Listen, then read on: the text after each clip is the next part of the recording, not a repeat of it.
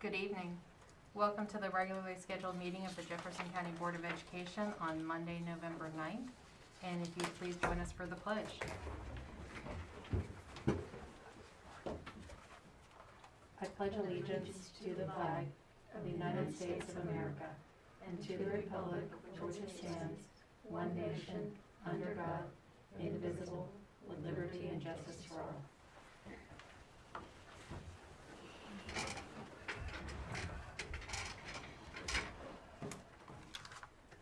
All right, and I believe we have a technology presentation, is that correct, Dr. Yes, Jefferson? ma'am. We have Dr. Jennifer Rowan here to give a presentation on our one-to-one initiative, where we're at in that process and what the board and citizens can expect moving forward. So, Dr. Rowan. Hi, thank you. Can you hear me okay? Yes, ma'am. All right, I see everyone saying yes. So, let me just share my screen if I could, and I believe I'm disabled by default. So if I could get the screen Yes, sharing right, ma'am. I do have a presentation to share with you this evening. I just turned it on. My apologies. No, it's good. It's good. All right.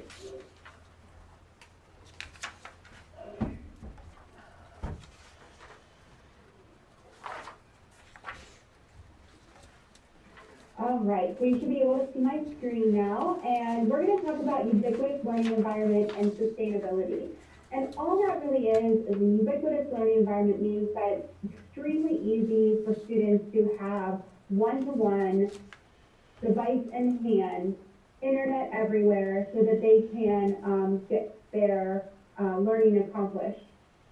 So by bridging the digital divide and by providing this environment, it can benefit students and teachers and our community as a whole.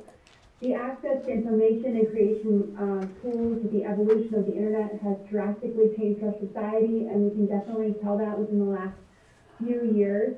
But as things have changed, and we need to change and we need to evolve as an educational community, and I'm very excited to be in this one because I believe we're doing it so well and trying our very best every single day. Ubiquitous learning environments allow for more engagement in classes, so if you have a computer, it's easier to engage in material. It's easy access to information, so if we think about it like even just finding a definition, going to a dictionary, going to page 527, trying to find the exact word as opposed to Google, where you can just say define and then the word, you'll see that having that easy access is something that all of our students need during this time and for preparation for the future. Enable digital creation. Everything that we do in the real world, outside of education too, is all about creation. So having those tools to create in that way, provide ways for multiple modalities of learning, and also allow for formative assessment checks so that teachers can have quick ways to see if students are on track. Now, to get to that level, we do have specific needs. And when we think about a one-to-one, we just think about devices. We just think about putting those laptops or Chromebooks or iPads in the hands of the students, right? But there's so much more that goes into it. It's sort of like, if we think about football, and I'm not a sports person at all, but let's go with me here. Let's think about a football field, and you're saying, all right, we just need a ball to play. Okay, well, we have the ball, but we need the refs, we need the concession people, we need everything that's going to support what a game is going to be too. So I'm going to talk a little bit about what those needs are. So if we want to go to a one-to-one, these are things that will need to be addressed through the Board of Education. All right, so taking a look at our service needs, and I'm speaking operationally right now. This happens like when things break, when students break screens or pick off keys, which of course we try to mitigate those in other ways, but there are always things that are breaking. And it's just the nature of technology, which is fine if you have enough people to fix everything, but if you're struggling because you don't have enough people, it ends up that people are waiting a lot longer. And during this time period, it is very difficult for teachers and students to wait on fixes because they can't go 2 days without a computer any longer. That's just not our reality. Our reality is they are using their devices to actually do to teach, to do everything that they're doing in their daily lives. So having a really long service time does create a lot of frustration for staff, teachers, community members. So talking a little bit about that, we have 3 technicians that kind of handle around 15,000 devices, and I'm talking about laptops, I'm talking about smart boards, anything that's peripheral like the document cameras. There's a lot of devices out there, and if any of that breaks, I have 3 people to be able to handle that volume. If we just talk about end users, we're talking about 11,000 end users, give or take, between all of staff, all of students, and I only have 3 people. So I'm struggling getting everything done as the director because we just don't have the capacity or the bandwidth to help people in a timely manner. So I went through our data, through the ticket system, to just kind of see what is our 3-year trend. And I believe they picked up what's called the OS ticket system. It's all of our data for tickets. I believe in February 2019, prior to my arrival here. So you'll see that the quarter is March to June, but that's because that's when I would have preferred an August date for that quarter, but I did not have that data. So I'm taking a look at the quarter between March and June 2019. And then the quarter that we just started, there is a 395% increase in service time hours. But if you take a look at the response time, it's 30% change. We are responding to the tickets, but we can't service them as fast as we need to. You can also take a look at some of the tickets that are open between 19 and 20, and just highlighting that here, it's over, 100% difference. So you can see that we are, the volume is changing quite a bit at a very rapid rate, and without an increase in human resources, we're just going to keep going down this path because we're trying to now get one-to-one, which is around 3,500 more devices. So it's going to be quite the struggle, and we don't want anybody to be frustrated. But I have to think about our bandwidth within the department as well.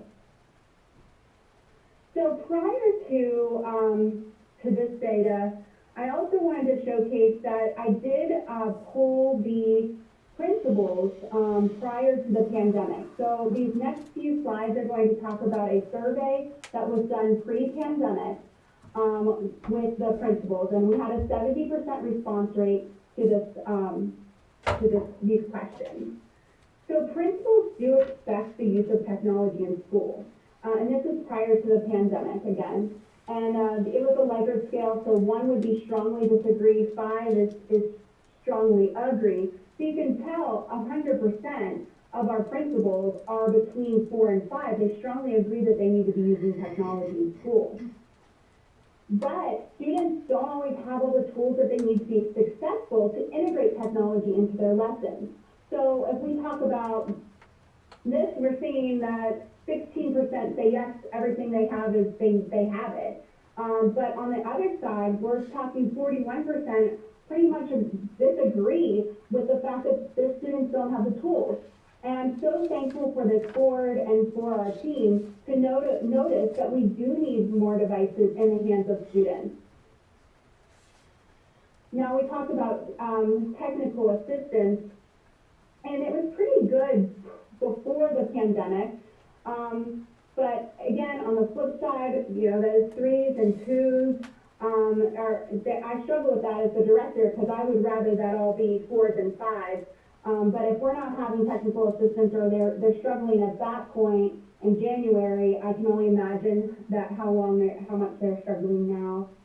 And then instructional technology assistance, the principals believe they needed more of that, which this was prior to really training the coaches in the instructional technology realm, which happened during the pandemic, and they are very, very good. I'm very proud of our coaches. But that also kind of shows that there's two different sides to this problem, right? There's a technical assistance, which are with the technicians, and they help with broken devices. If people can't print, which happens way more than I would ever have thought. So those situations are mitigated by those technicians. Now, the instructional technology, how you use the technology, what are the best practices instructionally, all are falling under what the coaches are doing. So it's a little bit of a very different thing, and I'm very excited because I get to do kind of both of those things. I get to help with the instruction, and I get to help with the operations. But you can see that there are two different kind of forks when you're talking about technology in the ed tech space, so in schools. Now, Mr. Wink is on the call today, and I asked him to kind of talk to you a little bit about from his perspective, because I can talk about this all day, but I wanted him to come on too and talk about his perspective just at the school level and what his situation is and how he's handling everything. I also want to say that Mr. Wink was a leader during our planning in the summer when we talked about digital equity and how we can best implement that one-to-one. So this is where that bedrock foundational ideas came out of an entire stakeholder group. So we'll be talking about that in a second, but I'm going to turn it over to Matt to tell us more about his perspective. Thank you, Dr. Rowe. Can you hear me okay? Yes, we can. Okay, great. Members of the board, I do apologize. I'm not on camera live. In the evenings, our house is a little bit of a zoo, so I do apologize if you just have the still photo there. But I do want to thank Dr. Rowan first off for inviting me to speak to the members of the board. Dr. Rowan presented to you data for your consideration surrounding the technology specialist position, where she will be in just a couple minutes. But I want to speak for a few minutes regarding the instructional coach role and what I see that role in the school system and where I see it possibly going or where I would like for it to stay. Currently at Charlestown Middle School, we are very blessed to have Michelle Campbell serve as our coach. She is an amazing asset to the school and one that without her expertise, I would not be able to do what I do on a daily basis.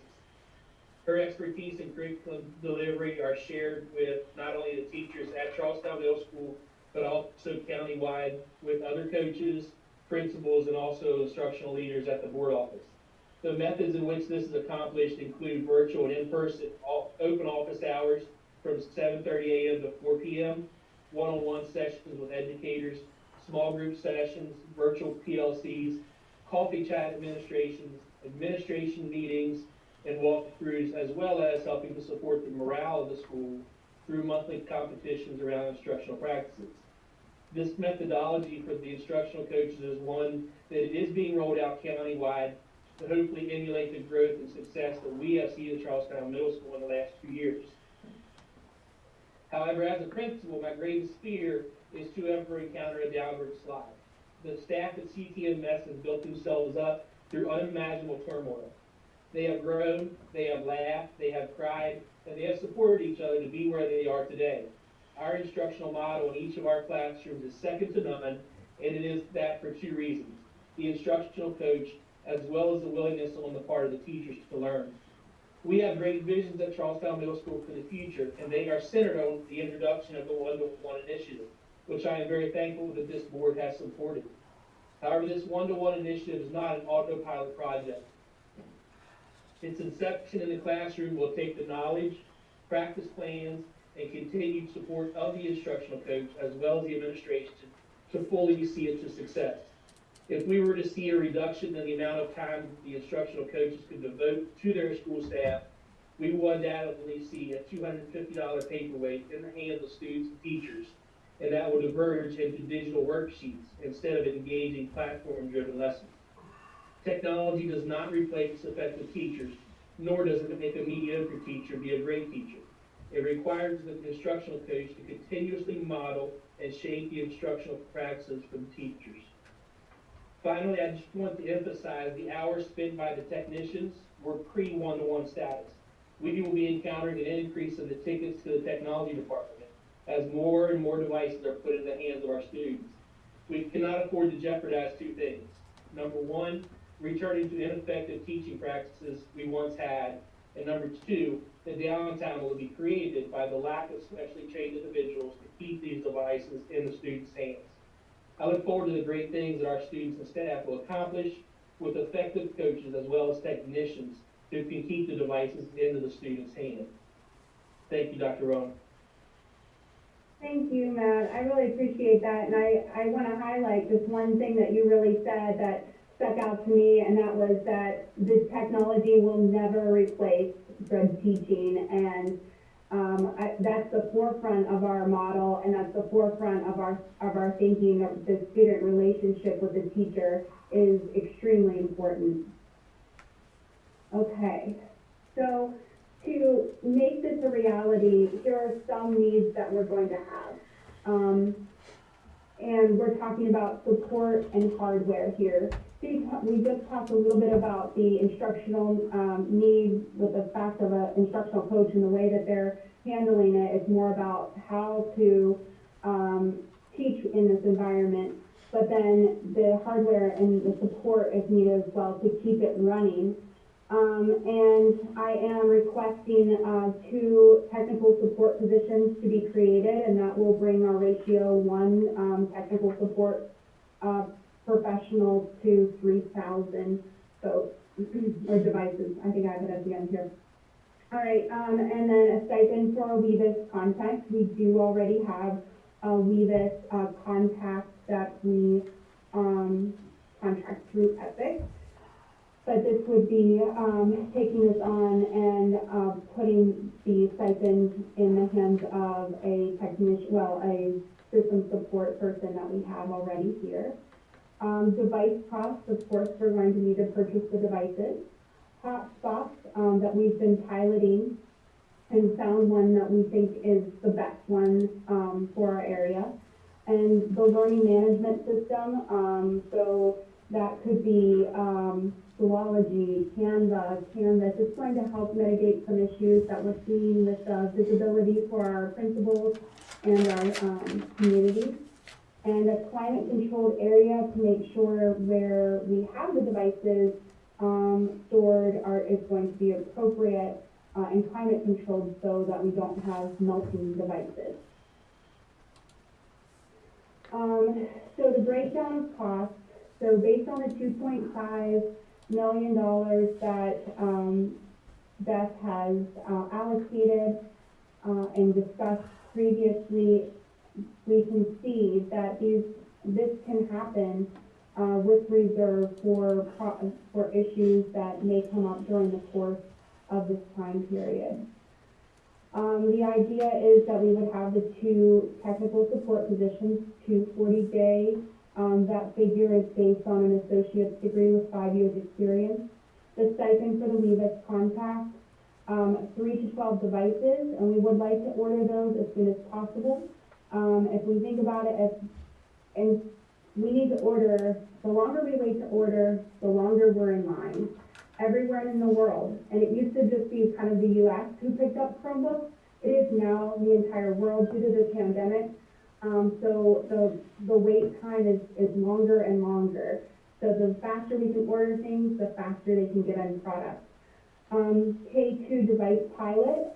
So we're only thinking about the 3 to 12 devices because we need to really focus on what is going to be the most appropriate device for K12, which could be more of a touchscreen.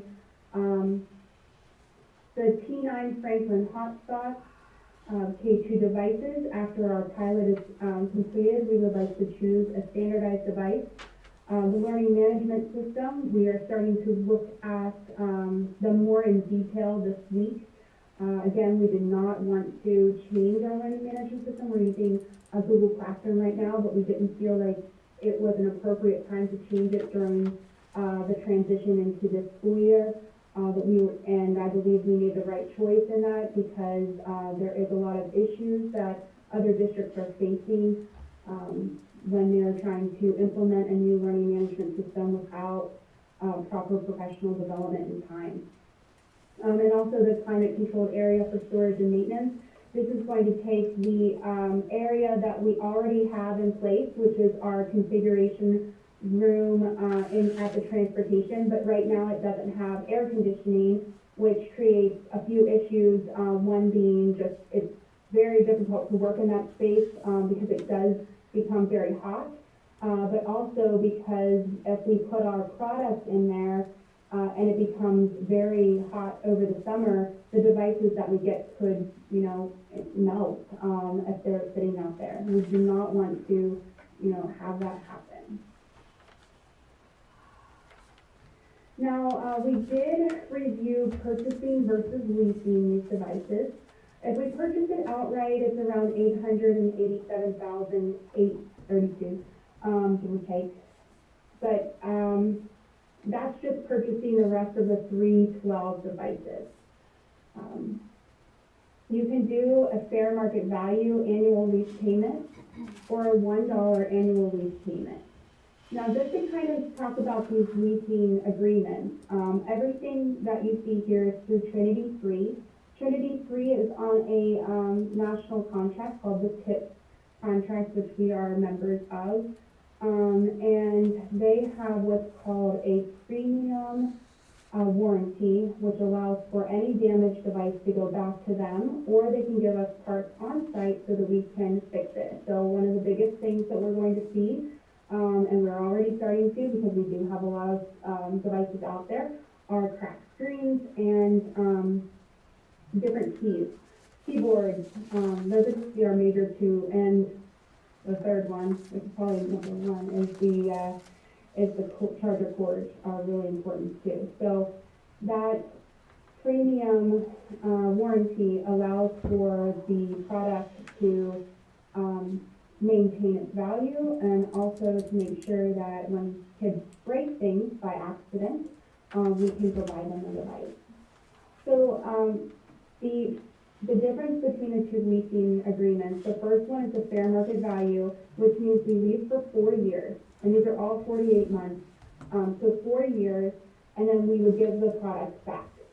So you can see it's a little less than just purchasing it outright, but we don't have that product at the end, so we can't resell it, we can't surplus it, we can't have that cushion of a year. The second one is a number one, or dollar buyout annual lease payment. You can see that it is an increase, and it's $71,000, dollars. That would be the difference between the purchase outright and the $1 buyout. At the end of the day, both of the operating needs are the same, so I'm going to recommend that you think about purchasing it outright because we have that $2.5 million large lump sum. If we did not have that 2.5, then I would say that the $1 buyout would be maybe your best bet. But because they kind of are the same exact thing, and we already have the money up front, we can work on sustainability and how that looks going forward within our local community. But so the purchasing outright would also allow us to not worry about budget from year to year. So if we had a downward slide for whatever reason, we wouldn't have to worry about not having the devices. So that just gives us a lot more confidence that we will have everything we need for these students.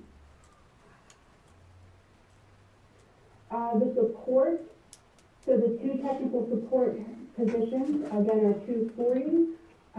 This would reduce the volume of needs. It would help us with our county-wide help desk. We only have a very small windows at this time just to try to get all of the needs met.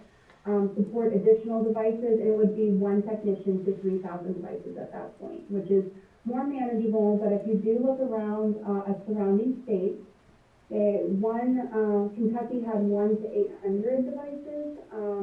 In the industry outside of education, it's one technician to 250 devices. There's not a one-size-fits-all. In our neighbor Virginia, they're at one technician per 1,000 students. The ratio of one technician to 3,000 devices is going to allow us to tread water rather than to drown, is how I like to say. The WEVIS contract stipend is, it's already created, currently completed work by an Epic employee 3 days a week. And this would help provide a 5-day-a-week support with an effort to streamline all technical services and logons, which I know has been, that's definitely some feedback that I know I've received, I know Mr. Gillies received, I know that coordinators have received that, and that's something that we want to work towards.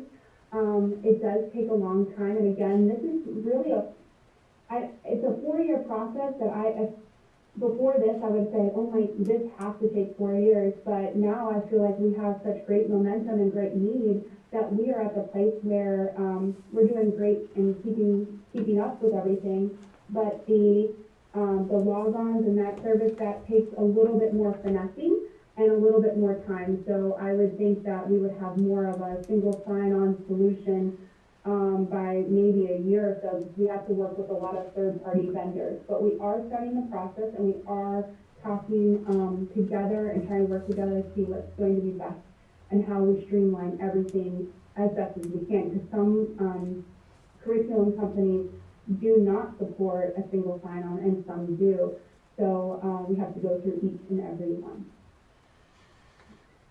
We did select the Lenovo 100E for standardization of devices. One of the things that standardization is a best practice, no matter what field you're in.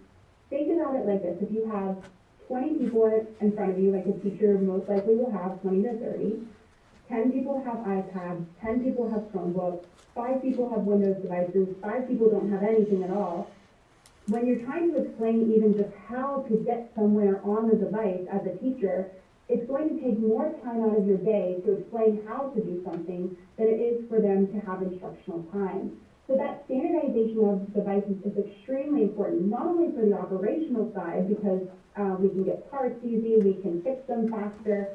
Yes, all of that is true, but also on the instructional side, we don't want to lose time, minutes, hours, over the course of the year, just trying to teach people how to go somewhere. But once you have all students the same, you can teach them in small groups, you can teach them in large groups, to go to where they need to go, and soon they get it. I mean, I've worked with kindergartners who, and it was a struggle, right? But it was awesome, who have gotten it and have been just very successful on devices up to 12th grade. Who you feel like you shouldn't have to say anything at all to them because they're a teenager and they should probably know devices, but really they know just the information that they have. They may not know the information for actual teaching and learning. So it's important that teachers, teach that as well. So K2, the district is in need for a pilot to select the appropriate devices for this group. With attention to usability, curriculum needs, and screen time. All of that is really important, especially for our little ones. So we have to come together as a community and talk about that. Speaking of that, when I talk about standardization and packages of different groups of people getting different computers and getting their needs met, one thing that I do want to point out is that when we talk about this, that does not mean students with special needs don't get what they need. If they need an iPad for a speaking device, then they can still have an iPad for a speaking device. We've talked to People Services about what accessibility devices people need as well. So standardization is great for about 90% of people, but there might be times where that standardization doesn't necessarily work with select individuals. But for most of our communities, we can handle it with the standardization. So the K2 committee, this is an idea that we have for the pilot, bringing all these people together. A deputy superintendent, Ms. White, she has been just wonderful support throughout this entire process, and I know that's her goal, and we all have goals connected to this. Of course, myself, coordinator of primary programmatic level, Mary Lynn, at least 3 teachers, caregivers and parents, social and emotional representatives, pupil services, cultural unity representatives, and principals. All of these voices need to come to the table so we can decide and talk through some of the important elements when we're putting devices in the hands of our littlest students. Just a little bit more about the 4-year warranty. This is Trinity 3's Platinum Warranty. Now, we did take a look at 2 other companies, CDW, which does not have a warranty. Trinity 3 has a 1-year warranty. You can get extra things, but it's more expensive. But the Trinity 3 platform allows for parts on site, and if we need to send it back to them, we can ship it back to them, and they can fix motherboards. They have helped us by coming on site to just help us get out this last 1,200 Chromebook order. So they do offer a lot of support, and they seem very honest, and they give us a specific percentage for theft and loss and battery damage and charging cables as well, which are going to be some of our biggest challenges to keep them running. Now, the benefits of the Trinity 3 Platinum warranty is that it's less downtime for students. There are parts on hand, so our technicians can handle most of the repairs, and then theft and loss protection. Does anyone have any questions this evening that I can help you understand things a little bit more, or you'd like to talk over? I have a few questions. Can you hear me? Yes, ma'am. Would you be giving us these slides? I remember at the last meeting you went over some of these slides already, and I had requested the slides, and I didn't get them. I don't know if you sent them, but it would be helpful if you could send them. Is that possible? Yes, I can send the slides, absolutely. Okay. What was the purpose of the presentation about mentioning the instructional coaches? I didn't understand how that got put in there. Were you implying that somehow they are successful, therefore there would be computer coaches? Can you? No, that's a good question, Dr. Joy. So why we talked about the instructional coaches is before, and this was prior to myself and you, they had TERF, which are technology coaches in the technology department. But they took the coaches from the technology department and put it into instructional coaching, which was really great because now we have a lot more instructional coaches that are really good at technology out in the schools. So the reason why we talk about that is because there's a difference between the technicians and the instructional coaches. But before they were kind of the same, but now they are very different. And it's important to highlight that so that when we think about who can help in the schools, the technology coach, we don't have the instructional coaches are helping just in a different facet than they used to. Okay. Why do we need so many hotspots? I mean, we have some now, right? So. Yeah, so we have 25 right now, but the need is a little bit greater than that, and there was an agreement. In 2008, the Board of Education in Jefferson County purchased Airwaves through Sprint. So really we don't have to pay for the service, we only have to pay for the hotspots. And I believe it's for like 3,000 lines of communication. So that's how we purchased the first 25 to pilot. We purchased 3 different types to see which ones will work within the community. And in some areas it doesn't work at all. Like if you're in Bluemont, it does not work. Because we've had Bluemont families try to get devices, and then they've tried different variations of them, and they just don't have Sprint access there, so we can give them the hotspot. We did have a survey out for how many people have internet or have internet needs within the community, and it came around 1,000. So We just kind of ballparked it at 500, because we think that that need is out there. We know that need is out there. We don't know how many. So we can always just order 100 at a time and give them out to schools so people can check it out like a library book. So you mentioned that $2.5 million lump sum. What is that? What do you mean? So I believe Beth Marone actually talked about that a few weeks ago. I wasn't actually at the meeting, so she did explain that we do have 2.5 in funds to help provide support and jumpstart this program. Is that anything related to COVID? No, this isn't related to COVID. This is just a one-to-one ubiquitous learning environment program that we wanted to start, and we've been talking about it because the students need the devices, but because of the pandemic, everything's a little bit faster. So that's why I believe that lump sum was provided to help us jumpstart the program, which normally would have taken around 4 years to put everything together and get the appropriate funding needed, but this will allow us to go a lot faster so we can provide the instructional learning environment that our students need in this new world. About those two positions, so it seems like you'd be getting 35, or you're asking for over 4,000 new devices.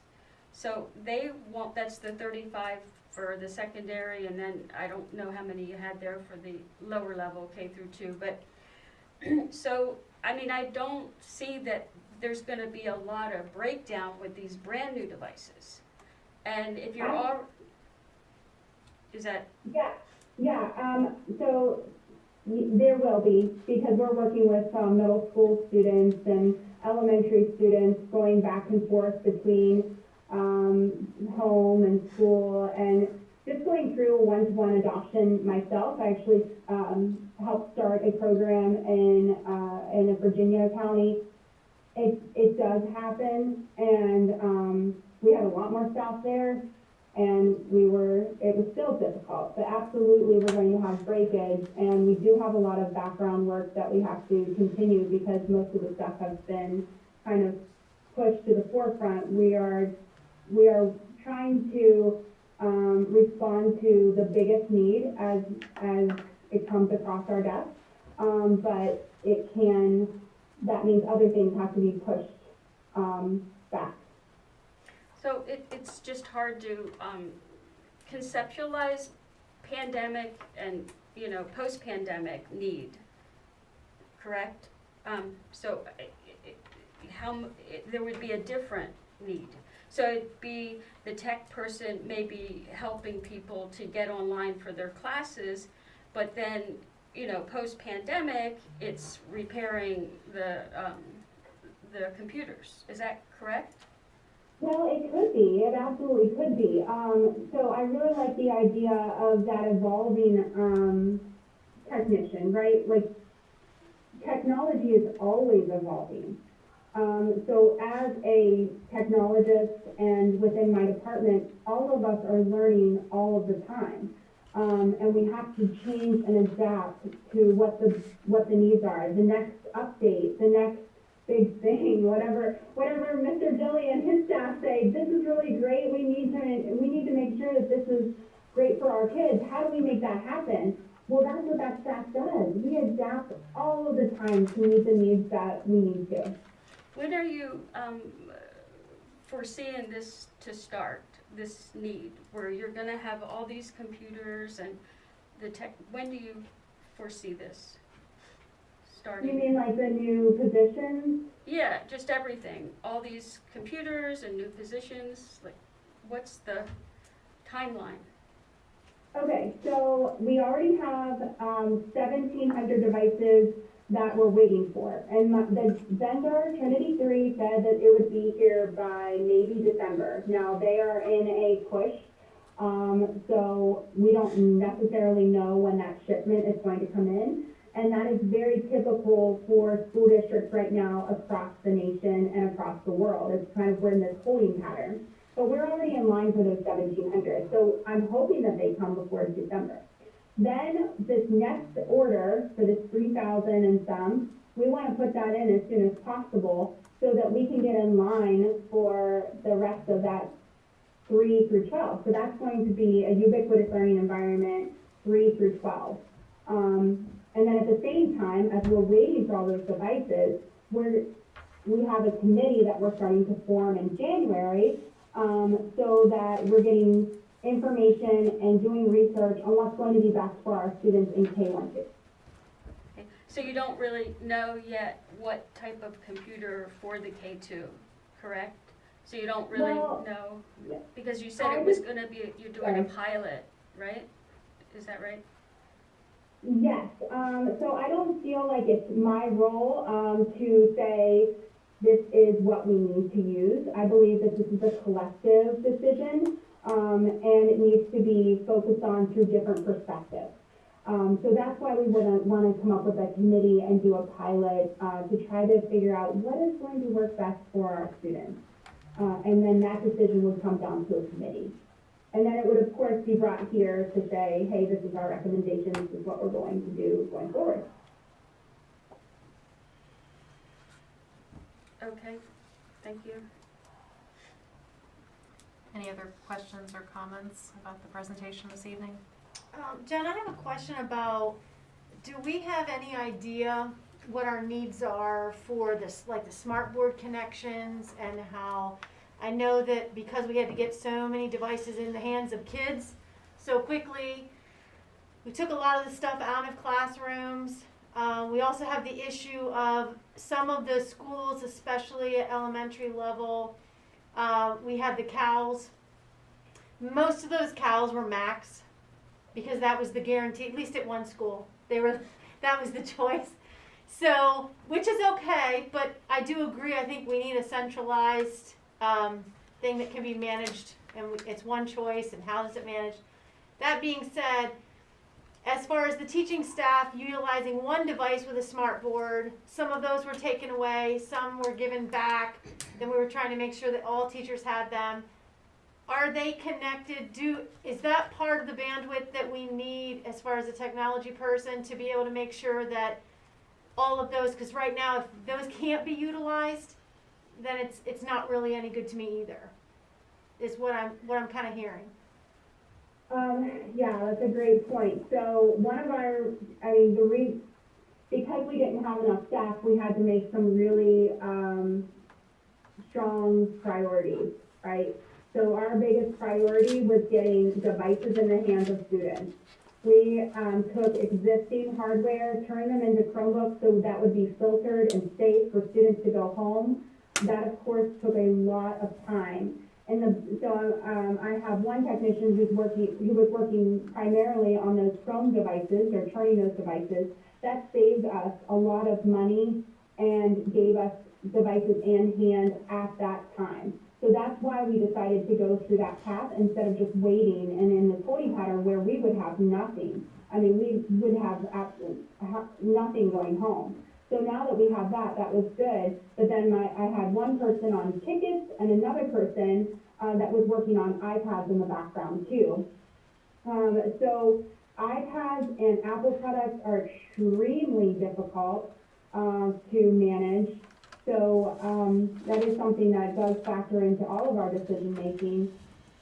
So because that was our priority, smart boards and ViewSonic boards, those were not a priority at that time because we were trying to get devices into the hands of students at the virtual school so they could do school. So now we're at a place where we can start looking at more of the smart board issues, and we have, I believe, a bunch of smart ViewSonic boards that are coming in soon. I don't have an ETA on it from our new vendor zones, the state vendor. And we'll be getting those in as soon as they come in to replace some of the old hardware. But yeah, that's a great example of why if we don't have the bandwidth within our department, what happens on the back end is that we have to make those priorities, work for who has the biggest need. Is it that, do the smart boards that we currently have in the buildings, in the classrooms, do they work with the Lenovo's? So they will work with the teacher laptop. Okay, I believe they can be, it depends on what Lenovo they have, and they should be able to display it if they have an HDMI cord, but they wouldn't be able to touch. So, Okay. part of what I think you may be hearing as well, Ms. Ogden, is something that we've heard from the faculty senate. Previously, we had teachers who had a desktop and then a very old laptop that they just used and dedicated to their smart board. And what we heard from teachers is we took their old equipment and we gave them a brand new, far more powerful laptop as their device. And what we heard from several of them is, well, I can't run my smart board and then be back at my desk and working on something else, doing student grades or typing things in while I'm running something on the smart board because I only have one device. So that was from our faculty senate chairs and from their staff, the biggest complaint that we got. It wasn't that these don't run the smart boards. Every teacher laptop that we gave them run the smart boards.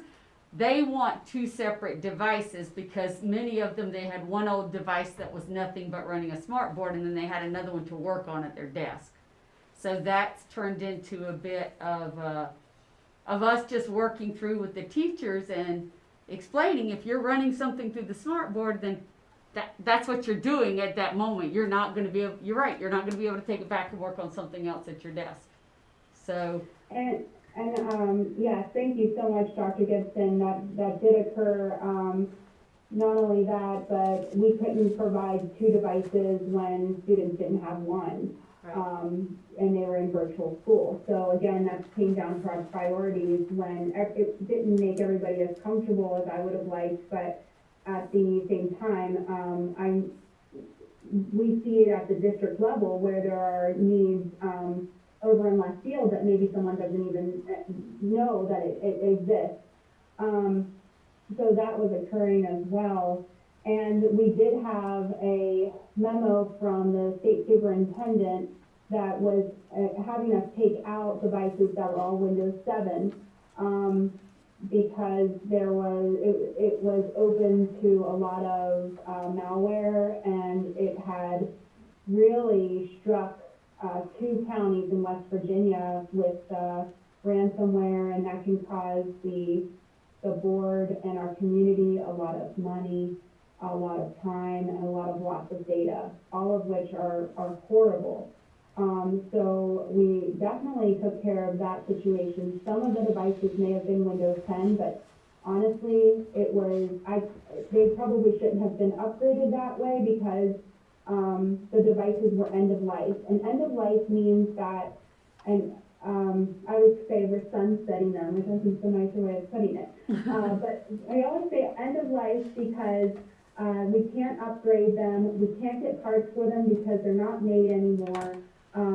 And with the refurbished devices that were in the schools and in the classrooms, we weren't able to get parts. We weren't able to fix it. They were end of life. So that was another reasoning going into that, but then we could not provide two for the teachers unless there was a specific reason. So is it, the smart boards though, you're saying will end up working with the newer devices, but you will not have a touch screen? No, the newer devices, the laptop devices, the teacher devices have smart software on them. Okay. So if there's an individual that's having problems, they need to make a help desk request, and then someone will get back to them there. Okay, yeah. So I that haven't could heard of be any a issues, lot I'm of just times trying it's to me clarify sending out a that. technician, or the technician sees it, they go out, they look at it, they tell me, we need to either replace this board, or we need to do X, Y, Z to this board to make it work. And then we think about putting a replacement if needed, as best as we can. But if right now, if someone over here doesn't have any device at all, and another person over here can only project and doesn't have the touchscreen, like it's working, it's just not the best. It's just not the best situation. Which is, So again, that came down to priorities. and that's why we need somebody to be able to come in there and fix it. Yes. Okay, and then the iPads or the whatnot for the K2 idea, because again, we did have a lot of those around in the county for different levels, and they've been purchased and whatnot over the years. What is the alternative options that we need to at least talk through that would be more on a platform like the Lenovo or Chromebook platform that is not an Apple platform? Or is it possible to have two platforms and stay with, I know you said they were difficult, so I was just kind of wondering what the thought was there. Great question. So there are different varieties. There's a Chrome tablet that they just came out with. That's Lenovo. I believe it's Lenovo. There is a touchscreen Chromebook that's just like the Chromebook that all the other students have. It's just touchscreen. It's a little bit more expensive. So there are those type of options. We are most certainly probably going to look at iPads and see what is going to be if we decide that that's the best tool for the student.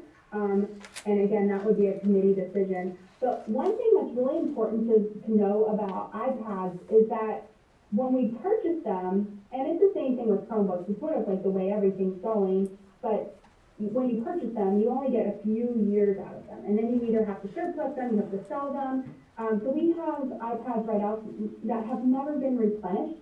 So we now have to use what's called an MDM, or a mobile device management system, because how they were managing them before it wasn't working any longer, and Apple moved away from that, which is called configuration. So a configuration manager, they've moved away from that, so we had to pick up an MDM. Last year we picked up what's called JAM, that allowed us to push out applications.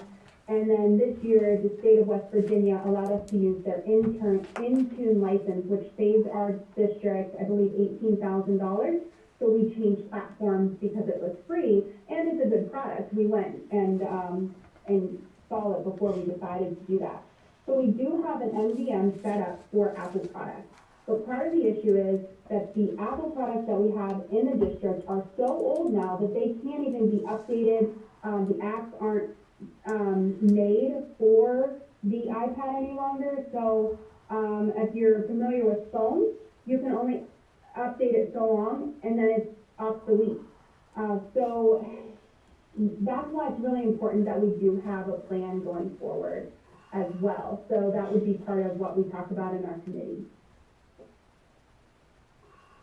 Okay, and I think for me, that would be my only thought going forward is, what is, as we look at these devices, that was my concern as far as not going with a leasing option that was continuous, that was consistent, that was a known cost, if you will, to be able to know that the devices we have are not going to be, in 3 to 5 years, we're not looking for the same exact thing again and possibly changing to this and that, when if we're leasing with a specific company, we get the newest and greatest just because of the leasing option.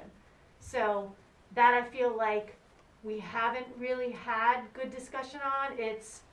We had to hurry up and get stuff, but I'm also concerned, which I shared before, that we're gonna hurry up and finish getting stuff, but then we never really looked at all the options that might be better for us. And if we're waiting anyway, because we can't get anything, is this the best way to go? And I know I keep asking that same question, but I don't ever feel like that specific question I'm getting information on. Yes, so you're gonna lease a product, so you don't lease like the most updated product. You lease that product, and then that product is, for Chromebooks, for instance, there's like an end of life term, so that's around 5 years. It's sort of like curriculum adoptions now. So it used to be that you bought a device and then you were fine for a long time. But now it has changed and evolved so that you have these managed license that you're good for about 5 years, no matter where you go. If you do laptops, you're good for 4 years, 4 or 5 years, 5 years if you need a transition year. But no matter which way we go, we're going to have to look at replenishing and recycling within 5 years. And that's sort of what I was talking about with the teacher computers. We can't let them go 10 years any longer. They have to be replenished after 5 years because everything changes so much in technology so fast. So I believe when you're talking about at least the leasing that I'm looking at, it's going to be the same scenario. You're going to have to re-up that lease in 4 years. It's not that you get that product and then it's going to work for 4 more years. You're going to get the product and it's going to work for another year.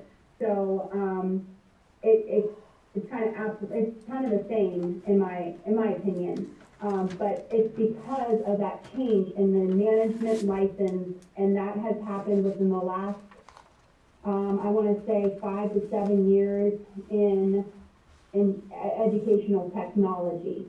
So no matter if you go to iPads, no matter if you go to Chromebooks, you're going to have to look at upping that hardware in about 5 years. So is that something as well then that with the finance department, we're working to where no different than we look at, if we put a field in, we have this many funds we're putting away, like these are locked in funds, they don't get touched every year, X number of dollars is put away because we know in 5 years, this is what we have to have. Yes, and those are the things that we are working out and that we want to continue to have discussions about. But that is where we are hoping if this goes, that we would have a line item where it's a special project, where we do know that we are going to have to look at replacing these in 5 years.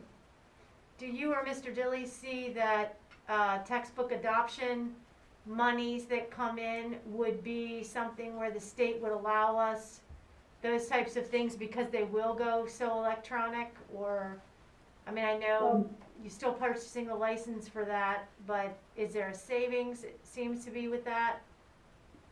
Well, I will let Mr. Dilly talk about his budget.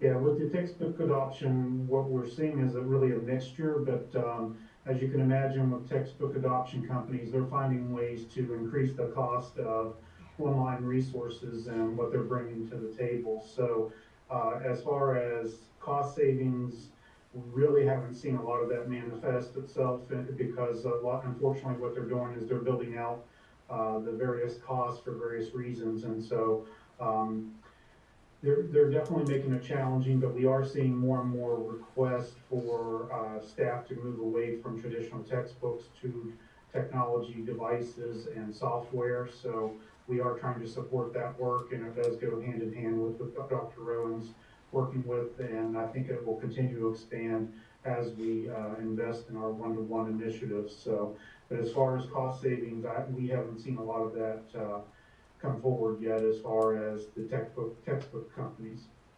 Well, and I will also remind everyone that 3 years ago, this board actually started this process when we had a science adoption.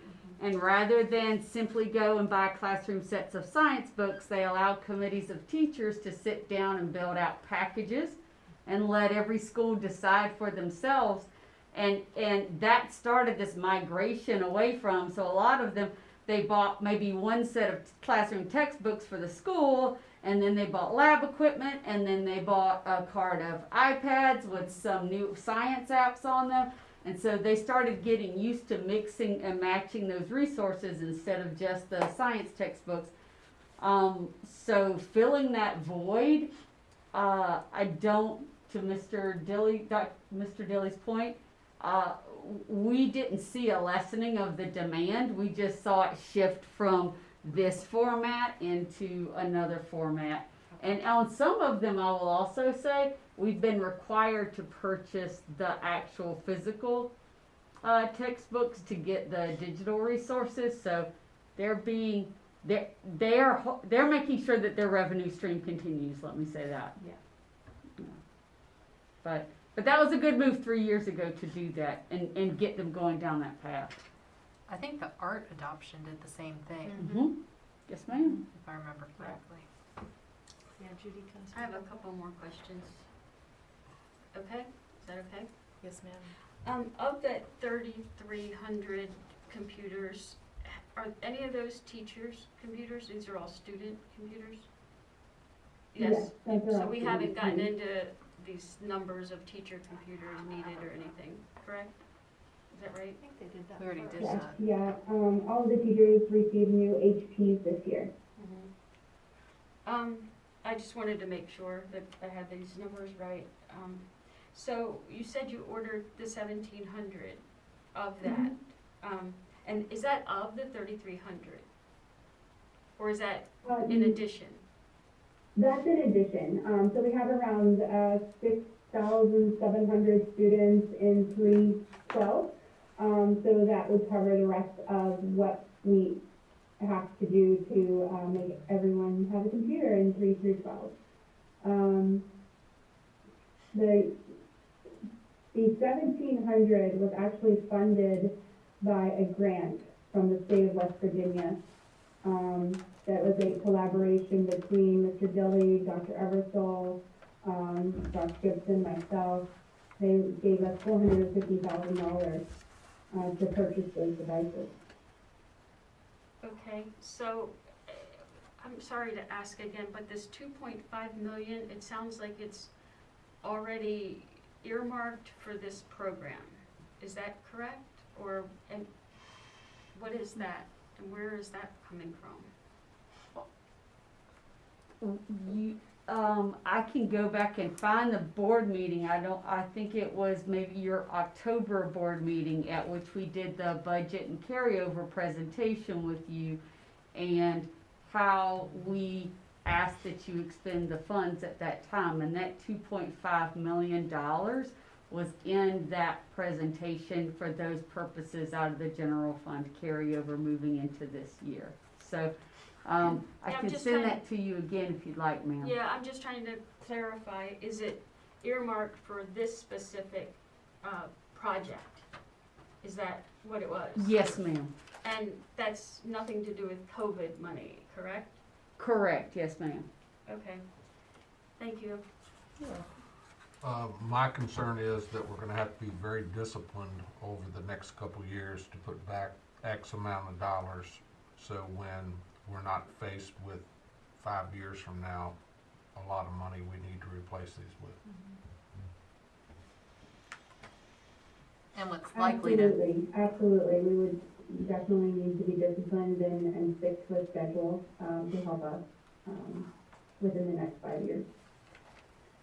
what's likely to happen is, let's say 10 or 20% of them die after 4 years, then you go and you purchase 20%, and then you have 20% new, and then, eventually you won't be able to replace every single one every 5 years. I mean, you'll be replacing, 75 to 80% every, so many years or whatever.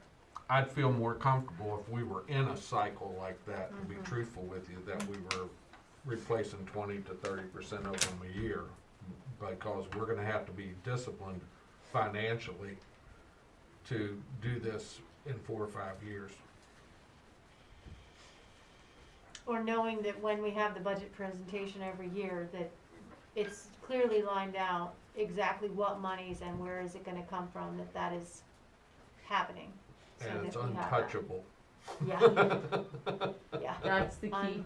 untouchable, yeah. that is the key. Can't some of it come out of that 2.5 million? We're spending that 2.5 million. Just to We get to haven't- where we I mean, need we to haven't be. agreed on everything. We need that 2.5 million now. To finish, to get actually started, to then save money to get to the next. Like, it's gonna take the 2.5 million to get to where we need to be, to get going on this one-to-one initiative that we That's had the as a initial 5-year cost. plan that was now a 6-month plan. Yeah, that's our initial cost. We're not voting on anything No. today. Mm-mm.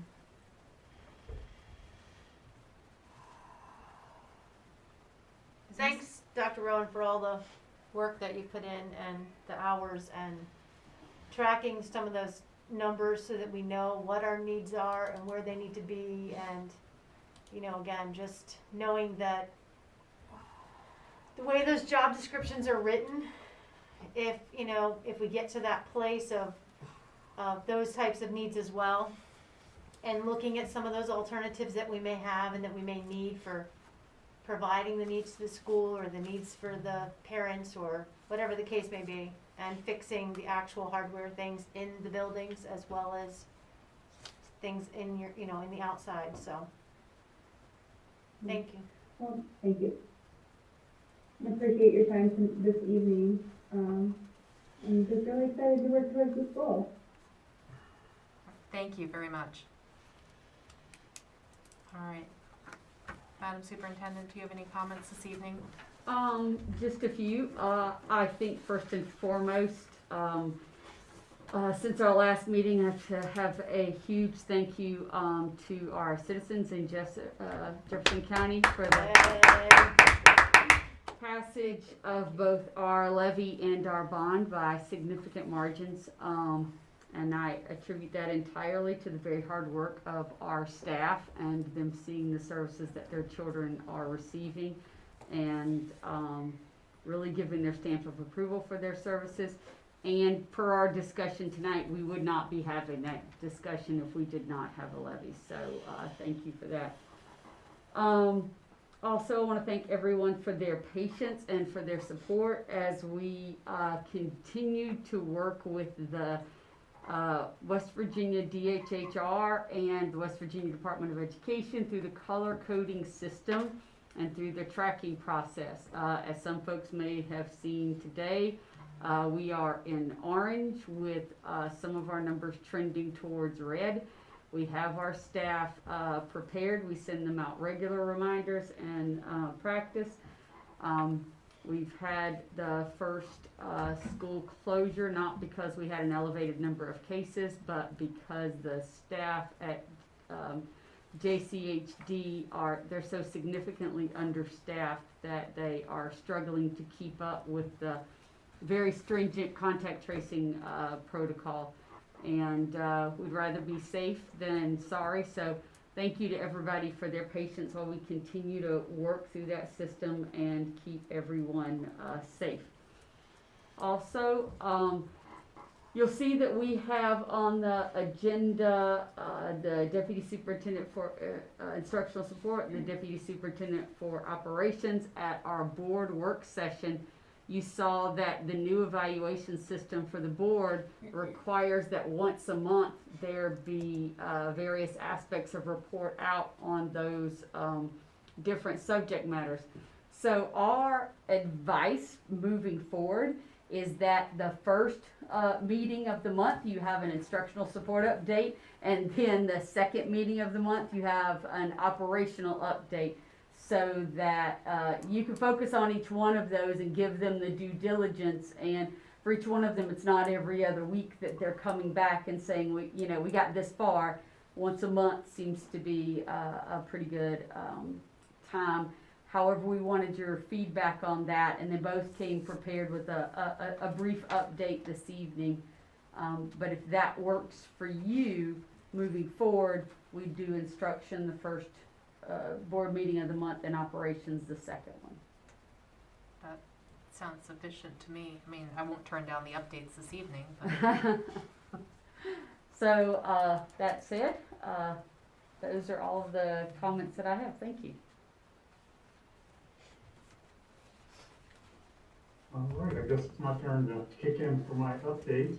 As you may be aware, I want to share my excitement about our recent announcement of the Education Alliance's grant in partnership with Jefferson County Schools with the West Virginia Ready Graduate Initiative.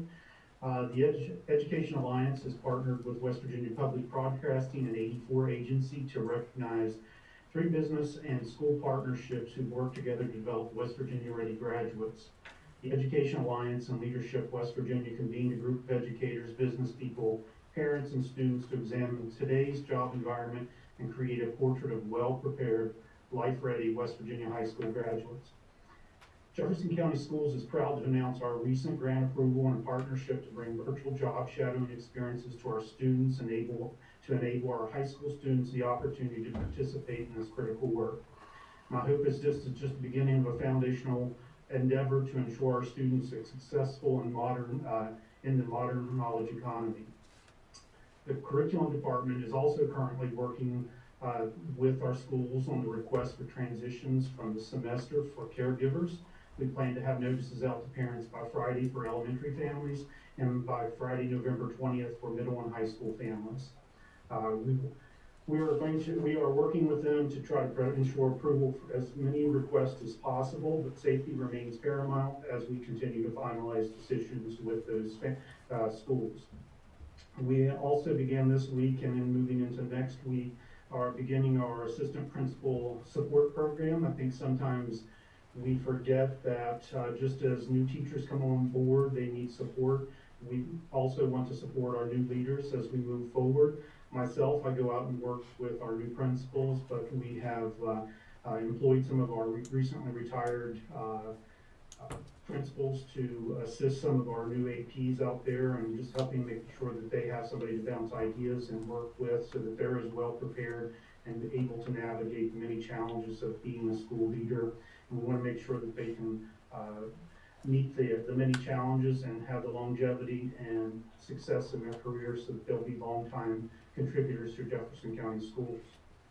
We also started in the last couple of weeks the beginning of our adoption process for English Language Arts, and we were getting that kicked off by looking at gathering potential curriculums that meet the state requirements, and then also looking at finalizing a rubric for that discussion, and also starting the process of identifying reviewers for the curriculum. And so I'm sure at some point in the near future we'll be bringing you updates on these many different topics. That's all I have for you this evening. Thank you. Ms. White? Good evening. Good evening. I have a brief update for you this evening, and the first is to announce that the Technology Help Desk opened smoothly. We're looking forward in the coming weeks to expanding our services with the Technology Help Desk, and Mr. Fogel will be helping us to get a broader spread so that people know the help desk is there. So we'll be doing a little bit of advertising with them. The big news in operations, of course, is that we are elated that the voters of Jefferson County have voted to support our efforts in building and renovating our schools to the tune of $43 million. Brandon and I have begun our planning. We're very excited. We've begun exploring a great organizational tool, which I'm excited to use to track our project. We're going to be soliciting a vendor, and I've begun that process to track our projects online. These are called project boards. I currently have great success in using these project boards and assisting our schools with COVID cases. In using a project board, we might use a Kanban board, which is a Japanese word meaning visual representation. So if you imagine the old-fashioned way of putting a dry erase or a chalkboard or whatever you used and post-it notes all over it in different columns to track where you are with projects, we'll be doing that online. And the exciting thing is that we can have many users and everyone involved in the project who will be able to track our progress with us. And we can see it at a glance where we are with each project. We've also identified several startup, quick and easy projects so that when the bond attorney and the board finish their formalities and we are funded with our bond, we will be able, when our bonds are sold, we will then be able to begin some projects quickly. So we are beginning some advanced work in the coming weeks on RFPs so that we're all ready to go. In the area of safety, I would be remiss if I didn't thank the staff and the students and the school administrators for their diligence in wearing masks, in washing their hands frequently, in not touching their faces, and in doing an excellent job. The spread is in the community in Jefferson County, so I want to take this time just to remind everyone that more than ever, We have to track our movements, wear our masks, and make sure that we're taking all of the safeguards to stay safe so that we can stay in school. And we are prepared. We had 60 cases in Jefferson County over the weekend per the Jefferson County Health Department. These are new cases. So we must be prepared. In the instance that we would move to red, we have asked the administrators to prepare laptops and have everything ready to go for the students. I know the instruction side has done that. On the operations side, we're ready to move to remote meal models, which will be served on Tuesdays. It's consistent with what we've done throughout the pandemic, and we want to assure everyone that we're ready to go into remote should the need arise. But stay healthy, wear your mask, and we want to be green, my favorite color. That's my update for this evening. Thank you very much. And project boards are awesome. I live and die personally by Trello, so have fun with that. I am excited about it. Mm-hmm. All right, approval of minutes. As far as the minutes go, the October 28th, there was one correction to it, just a wording where an and or any way was changed to an and why. That was just a typo there. So is there a motion to approve the amended minutes from October the 28th from the special board meeting and the regular meeting for October 26th? I have a couple comments about the minutes. Is Sure. this a good Well, time? Let's We get a do the on motion table first, Okay. and then, So move. thank you. Is there a second? Second. Okay, did you have any discussion? Yeah, so the 26th, I just wanted to make sure, especially since the board is being held accountable for, you know, what we are doing here. So just wanted to make sure that it's noted that 2 weeks ago in the meeting, Mark had requested to know a day-by-day comparison of the professionals and service personnel positions, and then I had suggested to do for 2 years, the 2019 and 2020 from, I suggested August through October. So I just want to make sure that, you know, we are requesting that information. That was for the 26th, and then for the 28th, I may not have mentioned this at the 28th meeting, but I am aware that, you know, we are, the community liaison, I'd like to see that included. I don't know if I mentioned that, but we had mentioned having a representative from the union, service personnel, come to the meetings and have a voice where they give input as needed. And I think somebody from the community, or maybe, you know, a parent, I believe that that's listed as a priority from the state, as something that we're being, you know, evaluated on. But that would not be in addition to those minutes because that was not. No, said at I the didn't meeting. know if I had said that or not, but, Right. my whole question about this wasn't that. It was just to say, when will this be, initiated? I read the minutes, but it's not clear when any of this will kind of start. Well, if you don't have a question about the actual minutes, let's go ahead and take the motions on Okay. the floor to approve the minutes as they are with that one wording amendment. So we have a motion on the floor to approve the regular board meeting of October 26th with the amended 2 words, and the special meeting, and the special meeting on October 28th, and that was the one that had the amended 2 words on it. The any way to the and why. All right, so we have a motion, all in favor? Aye. Opposed? We're also updating the 26th though, correct? Because there was nothing mentioned.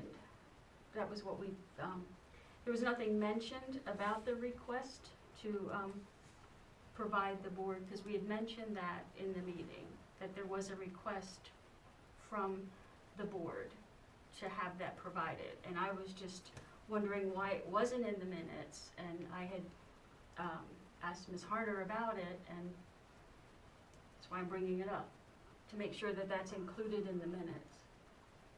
Correct, Ms. Harder? Is that, Yes, that's what you asked me about. Okay,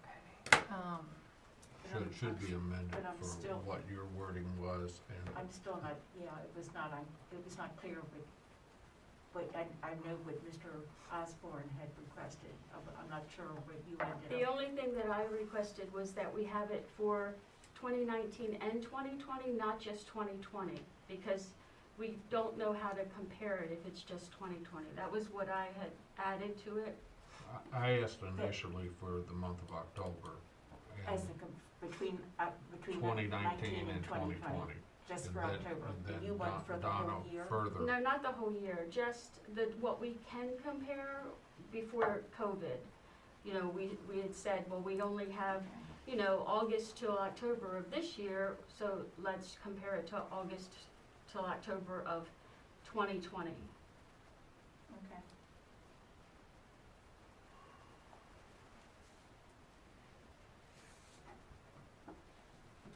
so, So can I make a motion that we amend the minutes to include those two pieces for the, I believe it was the 26th? Is that what the date was? 26th and the 28th. And the 28th, and make those changes? okay. So we have a motion to approve the amended 26th and 28th minutes with the typo and the two adjustments to the minutes that were mentioned just a minute ago about the 2 years worth of data and the mention of the representatives. Is that correct? No, the mention not- of the representatives is a representatives. different issue entirely. And That doesn't have anything to do It's with just the a motion minutes. to add to the minutes about the data that was requested Okay, so and your, the typo. gotcha. correct. Your motion is to approve the minutes for both the 26th and the 28th with the one typo and the request for Amended 2 years request. of data. Yes. Okay, is there a second to that motion? Second. Any further discussion? All in favor? Aye. Fine. Opposed? All right, thank you.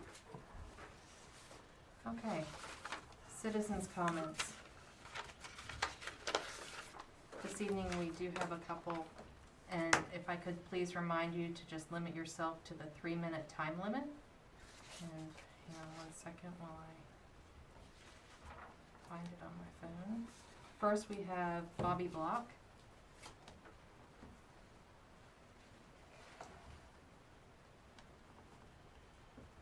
Ms. Block, are you there?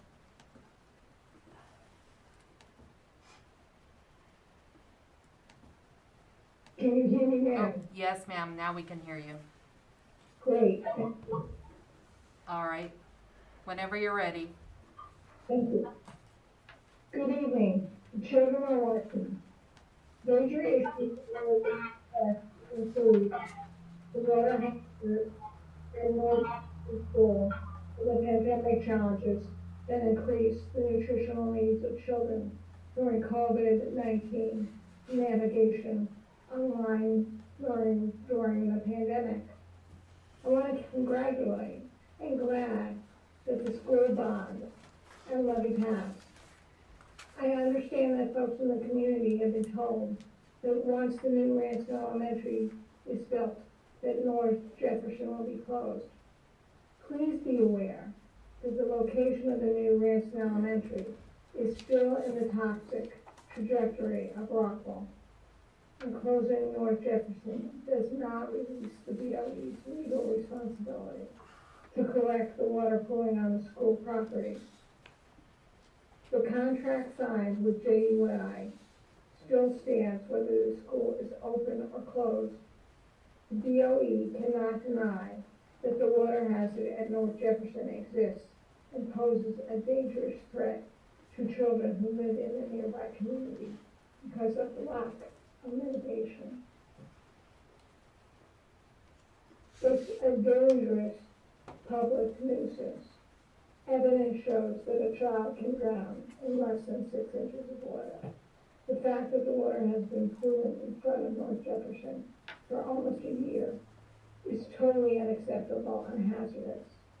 The situation needs to be mitigated, whether it's due to problems with the sewage or the establishment of a sinkhole because of the cursed topography and fallout from the construction of Rockwell. Someone is responsible, and the BoE needs to take definitive steps. Mitigation of this dangerous situation is needed ASAP. It's your property, it's our children. They deserve to be safe and protected environment.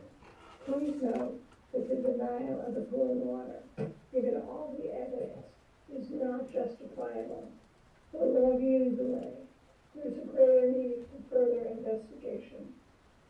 The pooling water can be a receptor of the toxic materials used to produce mineral oil, including formaldehyde, lead, arsenic, manganese, and coal ash. The lack of action puts the BoE in a position of creating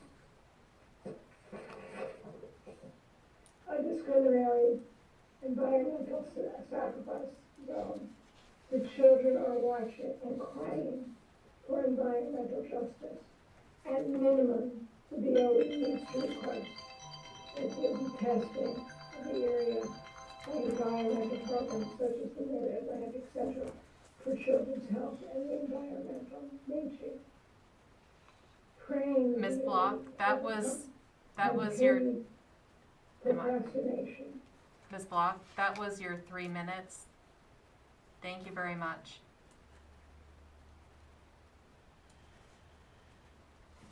Next up, we have Amy Childers.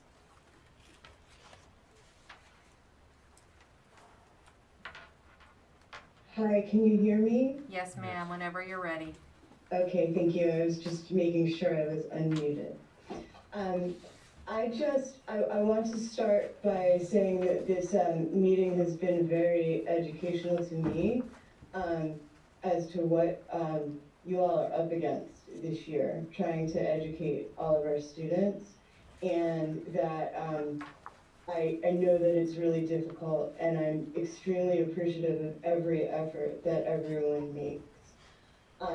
My child is in JVA, and that is what brought me to this meeting.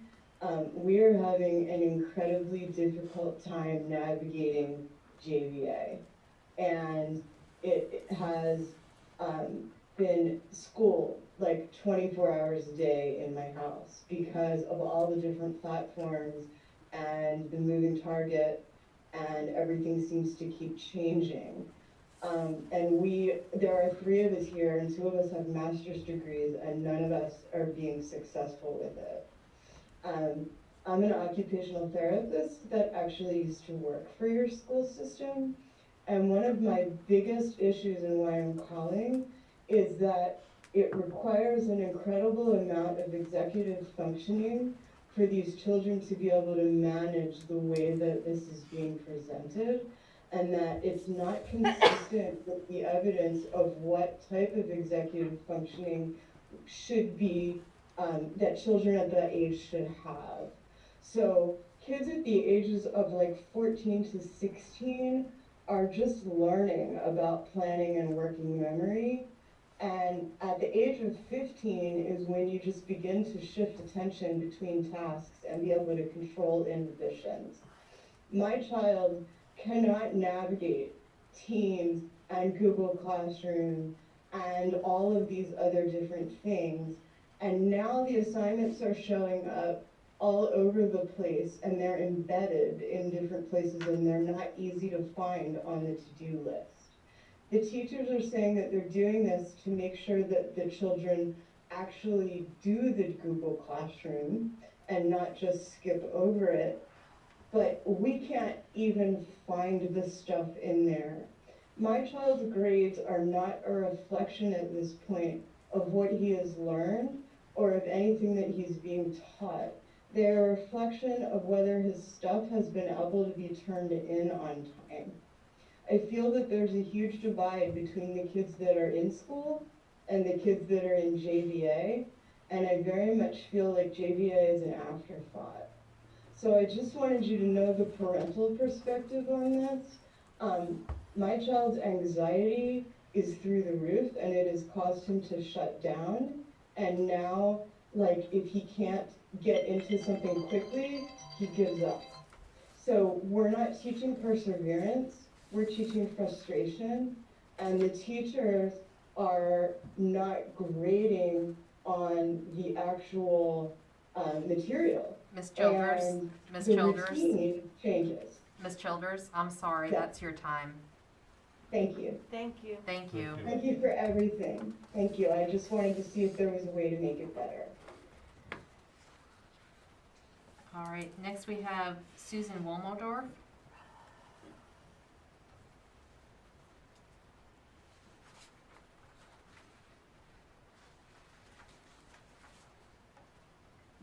Okay. There you Am I go. muted now? Yes. Yes, ma'am. Hi. I'm a parent in Jefferson County, and also a family practice physician. A lot of experience in the community health, fairly qualified community health setting. I guess I have been a little bit frustrated with not the Board of Education, but the lack of transparency in what's been going on in terms of how things are being decided in terms of numbers, how numbers are being reported, what they're choosing in terms of positivity, and that they're not choosing the standard metrics that were proposed by the epidemiologists and experts who did that. That being said, I think kids in school is critical, but we have to protect the kids, and we have to protect their teachers and the custodians and the people in the lunchroom. Better masks, but also I don't understand why we are doing sports. I drive by Jefferson High School periodically. They're all out there huddled together. If our numbers are shooting up from the summer where it was 2 to 3 cases per day to, I think it's about 17 average and less, and obviously a lot higher as of the last 2 days. Is there a way to put sports on hold while we see what is going on after Halloween, pre-Thanksgiving, pre-winter holidays, people spending more time inside? I think we have an opportunity to save lives, and I think I don't understand.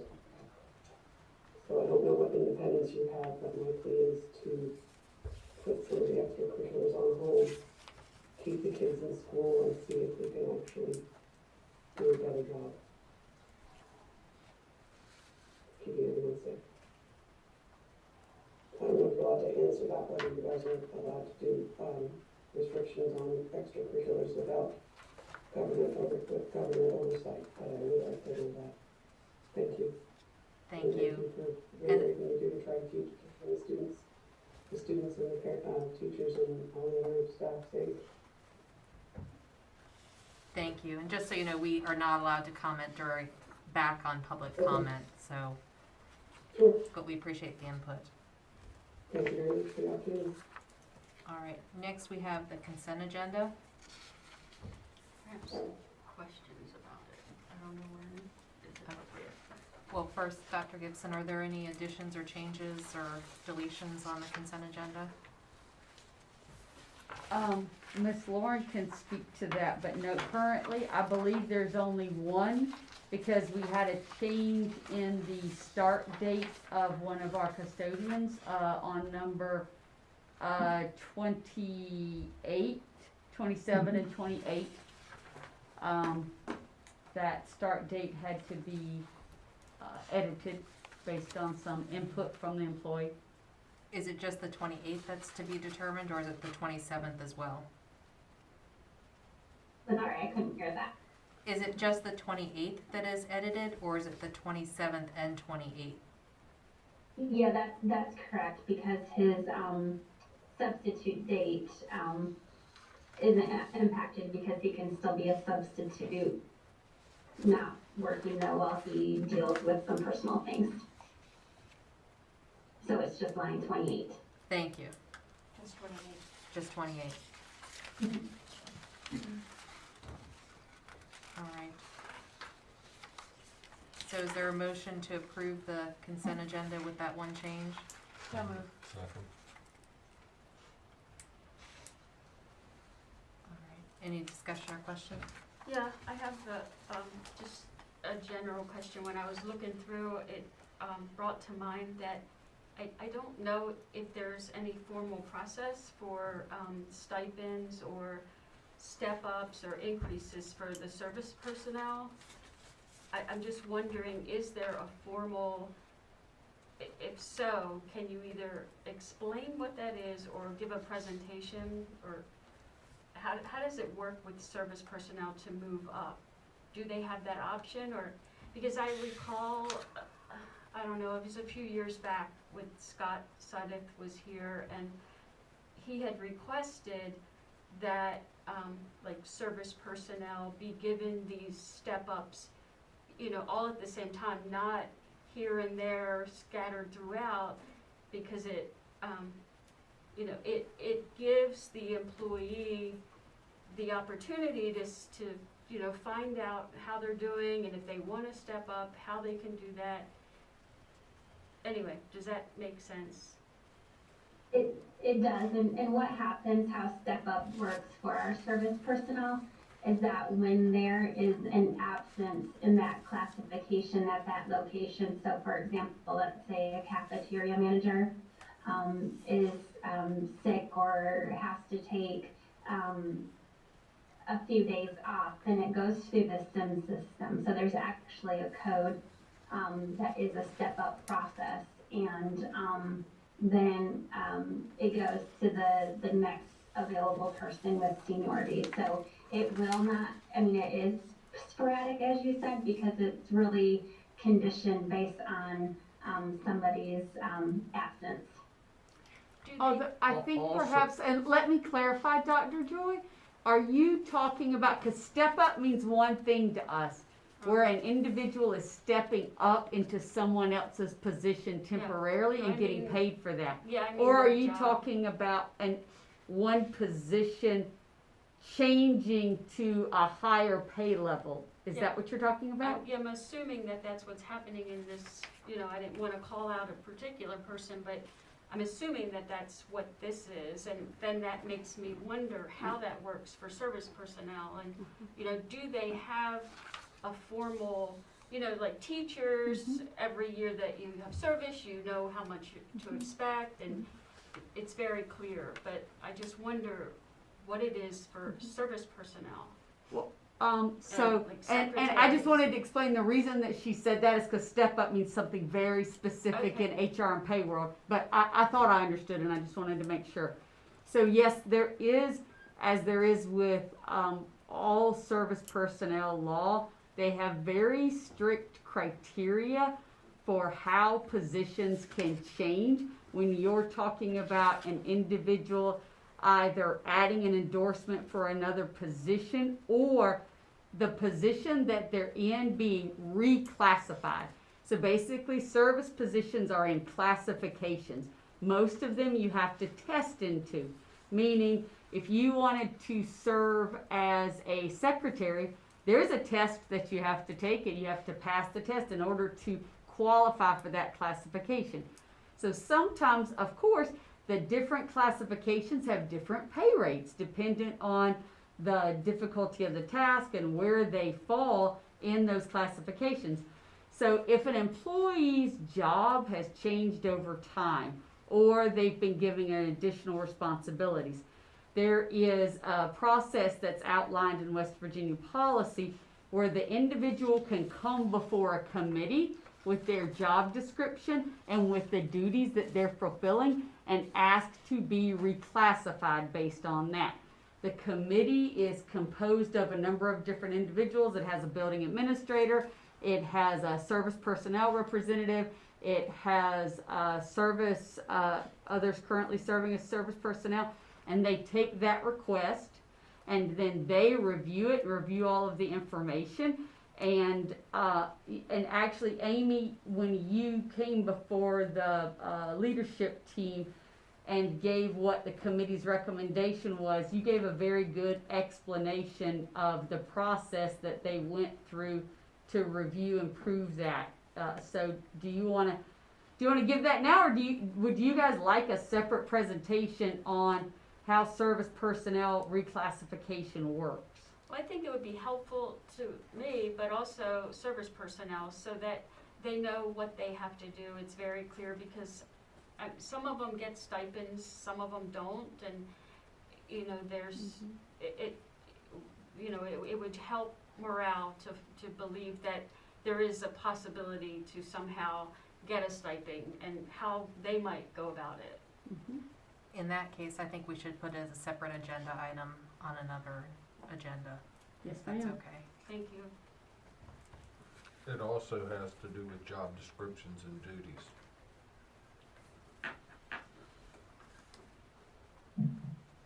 All right, so there's a motion on the table to approve the consent agenda. Yeah, can I ask one more question as Yes, far as we ma'am. go? On the consent agenda, I noticed that we do have, our basketball, or some of our basketball coaches. I know the tryouts have begun. And I'd like to just make based on the comment, of course, that we just had, clearly we've been able to navigate the world of outdoor sports and minimal with volleyball. Of course, there is some distancing on the court, but I think it would be beneficial to look at, what if we don't have a full season? What if we end up not being able to do it? Would it be beneficial I know the state basically said wrestlers can't shake hands after the match. If they're allowed to roll around and spit on each other, so I'm not quite sure how that works. I mean, and I like wrestling. My dad was a state champion, so I support it. But I'm not quite sure how we maintain safety and deal with this, as well as our stands and inside venues now with who's, if we're orange, yellow, whatever, and who gets to come. So just looking at this, and because of that, maybe a suggestion of getting together our middle school and high school ADs and saying, hey, we know what the state plan says, but what can we put together with some of these coaches to say, and do we put, as we go to yes on these positions, is it an as needed? Are we gonna need to look at the contract differently? Again, what if there's only a half of a season? What if they don't have any season? How does that work? So some of those things I think at least need to be discussed, and as well, we need to get that guidance out to parents and families before the season starts on if we are gold. Yes, I realize that it's supposed to be that parents can come, but we can't be over a certain amount of capacity. So what is the guidelines for how that works, and how does it look? And I think if we get that information out ahead of time, we're going to alleviate a lot of backlash for that. So that'd be my recommendation. All right. Any other discussion?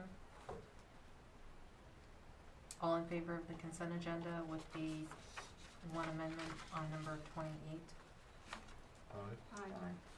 Opposed? All right, thank you. Unfinished business. Ms. White, I believe this one is for you. The RFP for Wildwood Middle School athletic field development. Yes, ma'am, that is mine. We have had a very successful bidding process for the Wildwood Middle School athletic field. So this evening, I'm coming before you to ask that you approve one of our bidders, our lowest bidder for the development of the Wildwood Middle School athletic fields. Playing Surface Solutions was the lowest bidder. They have withdrawn their bid. Therefore, that makes C. Allen Lane Construction the lowest bidder. They came in at the game field for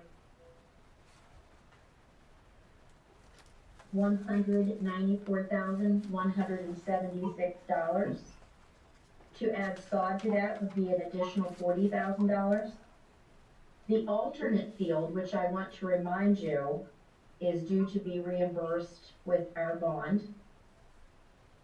The price is $165,000.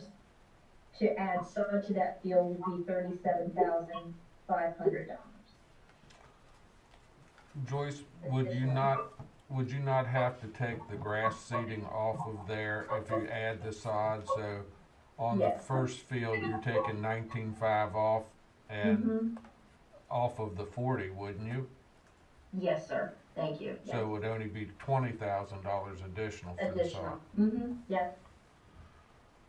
I'm sorry, I skipped right over the grass seed. I thought they would throw that in, but I guess. We don't need I guess grass we're not seed that and lucky. sod. We're not that lucky. Well, I am sort of glad that we have the ability to look at something else, because there were some large discrepancies once again in the numbers, and that had me very uncomfortable. Yeah, this is a great tally. This is good. I thought it was as well. I'm very pleased. My recommendation this evening would be to go with C. Allen Lane. I'll let you have discussion as to whether you want to add additional for the sod or you want to go with seeding. And of course, we've, due to the bond, we'll be able to develop 2 fields. So I think that's a very positive thing.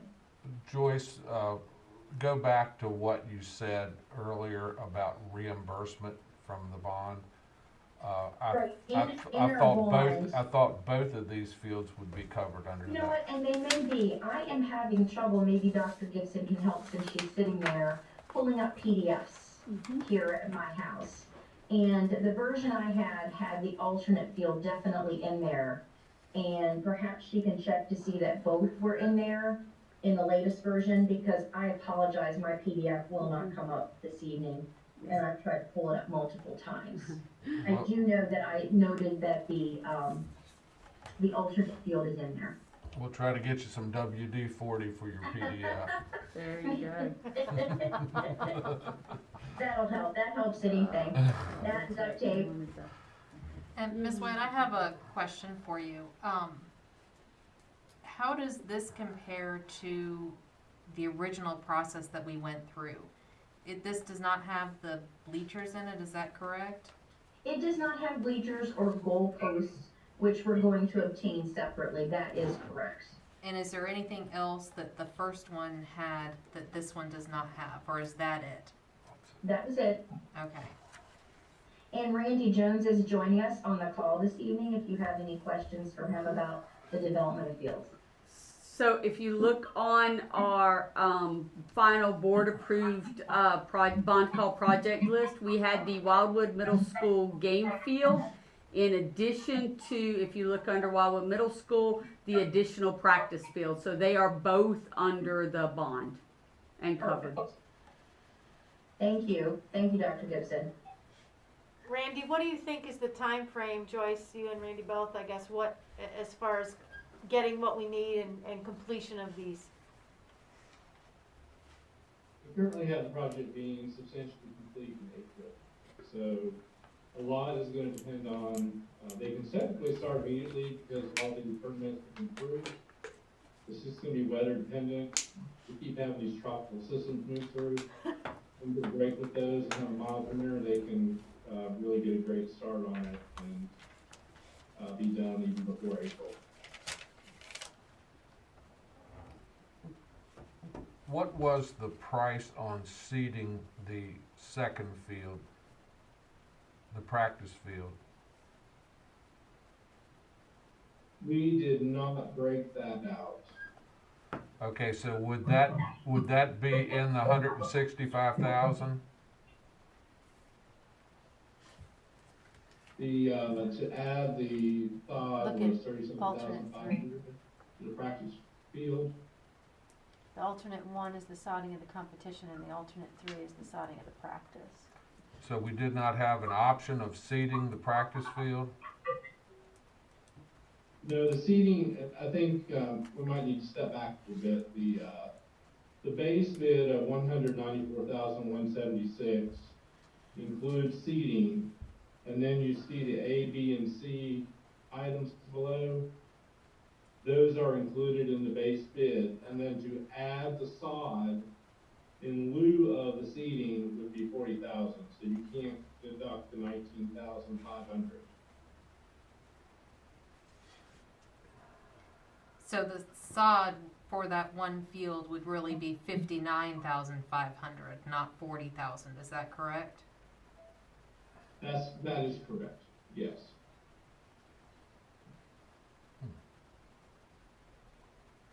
The reason we had the A, B, and C in there was we wanted to make sure that the contractors, when they bid on the project, were including all of the main elements after the problems we had in the previous two bids.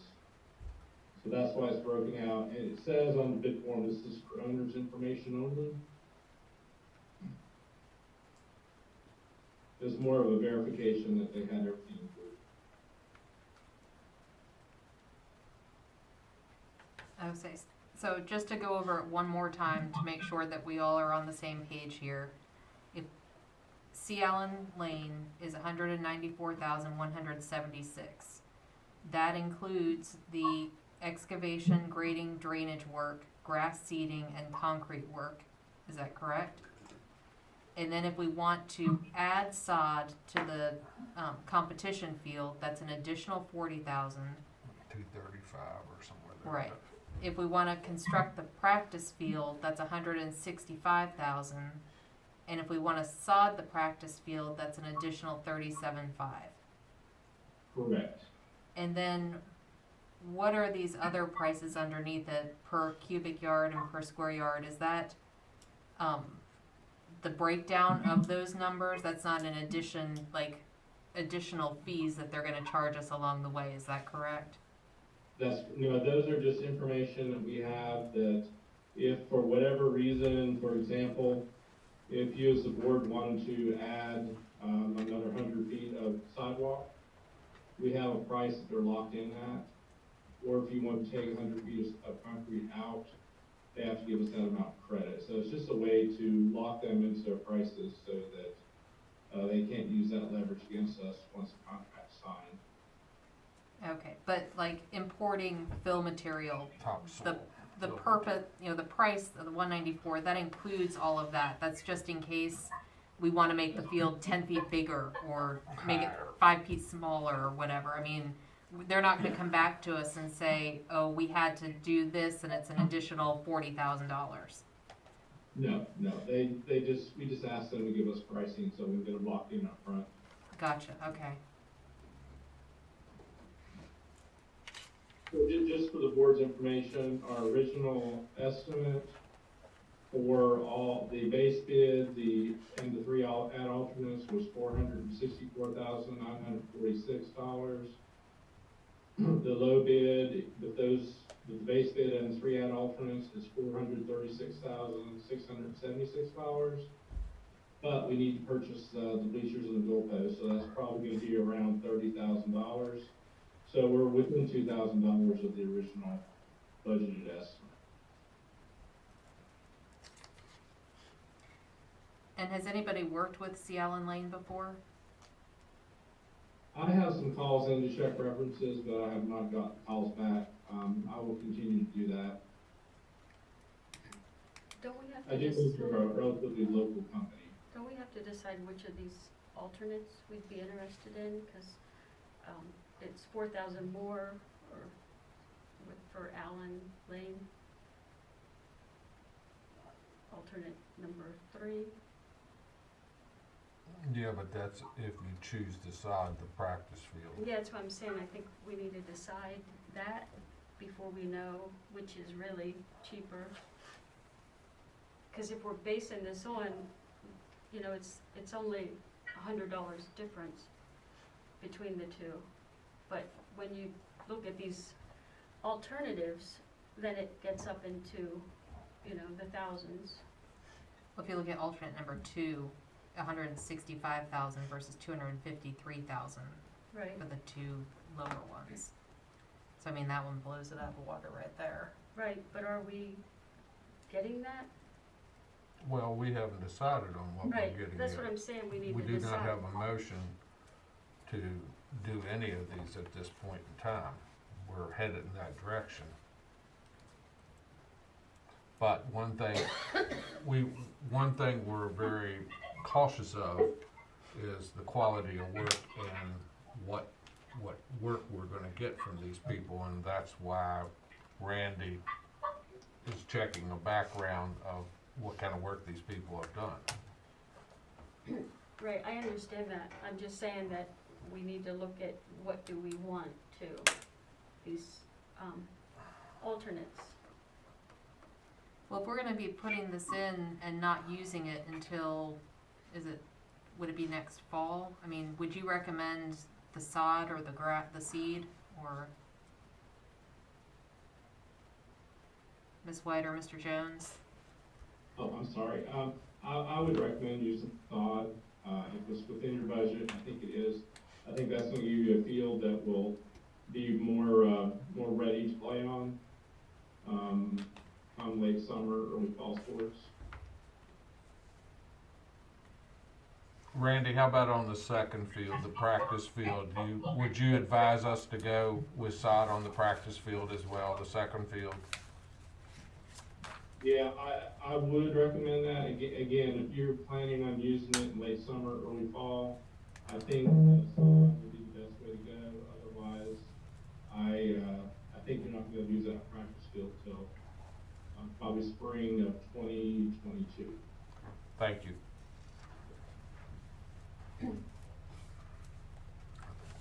So C. Allen has become more expensive then, by 3,800, looks like. So I think we should look at the reputations of both of these companies.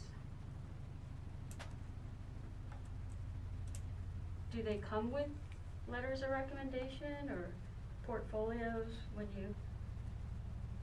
when you get the bid? I'm not sure how it works. All of the contract documents requirements that provide the labor and performance bond, and they do have to provide references, which I've been checking, but I have not gotten a call back on those. So if you decided to move forward, I would make that contingent upon their references checking out, which I have every reason to believe they will. It appears to me that C. Allen Lane is the cheapest of the two with having sod on both of them. You talking about alternate number 3 and alternate number 1? I'm talking about adding alternate 1 to the $194,000 at the top, Right, and alternate 2 and 3 added together. oh, so that you would need to add 2?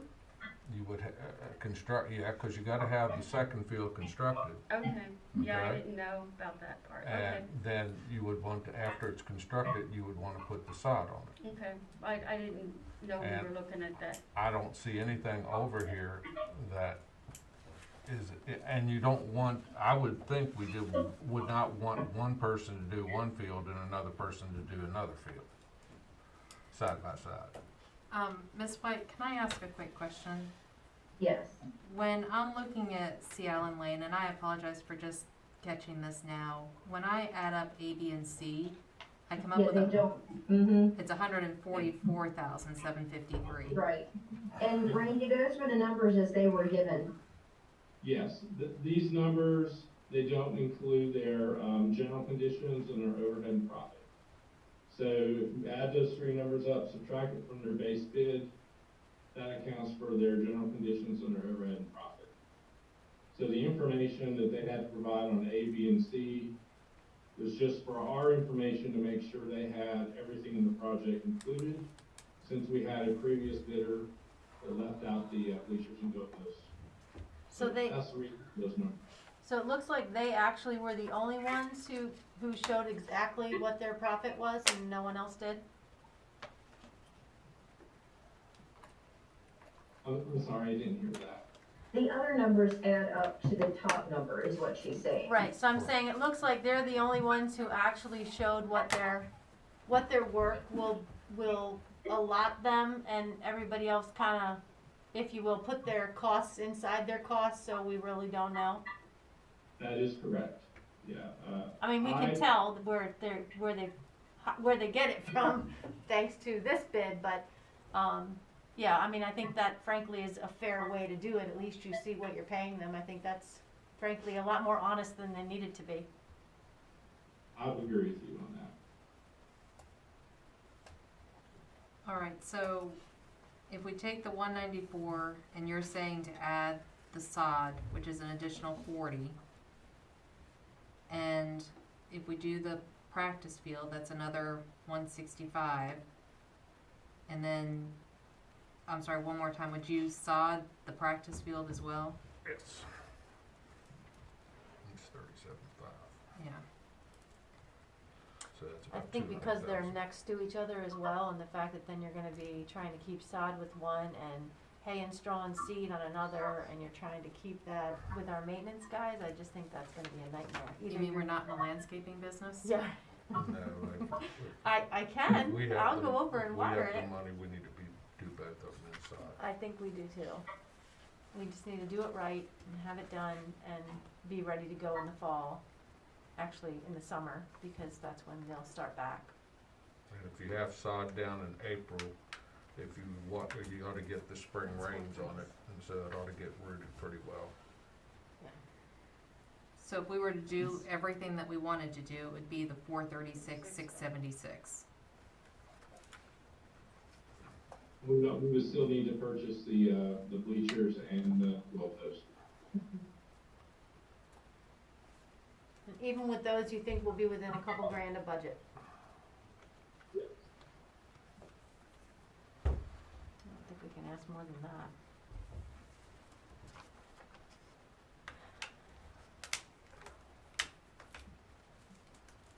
And I know you mentioned the weather, Mr. Jones, but I mean, when could they actually start moving dirt and getting this done? I could give them notice to proceed, if the board chooses to, move forward. I could give them notice to proceed tomorrow. They could probably be on site, early next week. This has gone far too long. Only 9 months too late, but, Yeah. right, Far too long. all right. So, crossing my fingers here, is there a motion to approve the Wildwood Middle School athletic field improvements for the A, B, and C, including alternate 1, alternate 2, alternate 3, for a total of $436,676 to C. Allen Lane Construction, So moved. contingent upon their background check by Mr. Jones. So moved. All right. May I ask a question? Yeah. Yes, sir. I ended up in what I ended up in this sheet here was 489,000. That's A, B, C, and 1, 2, 3.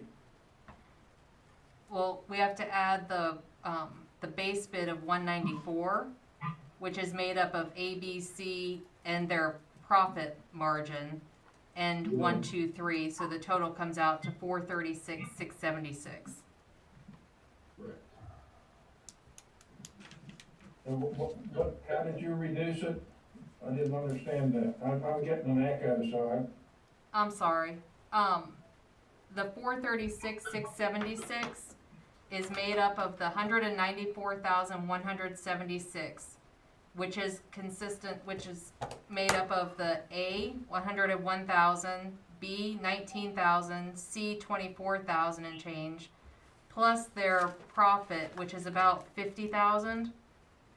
And then you have to add, which is the 194, and then you have to add alternate number 1, which is 40, alternate number 2, which is 165, and alternate number 3, which is 37.5, to give a grand total of 436, 676.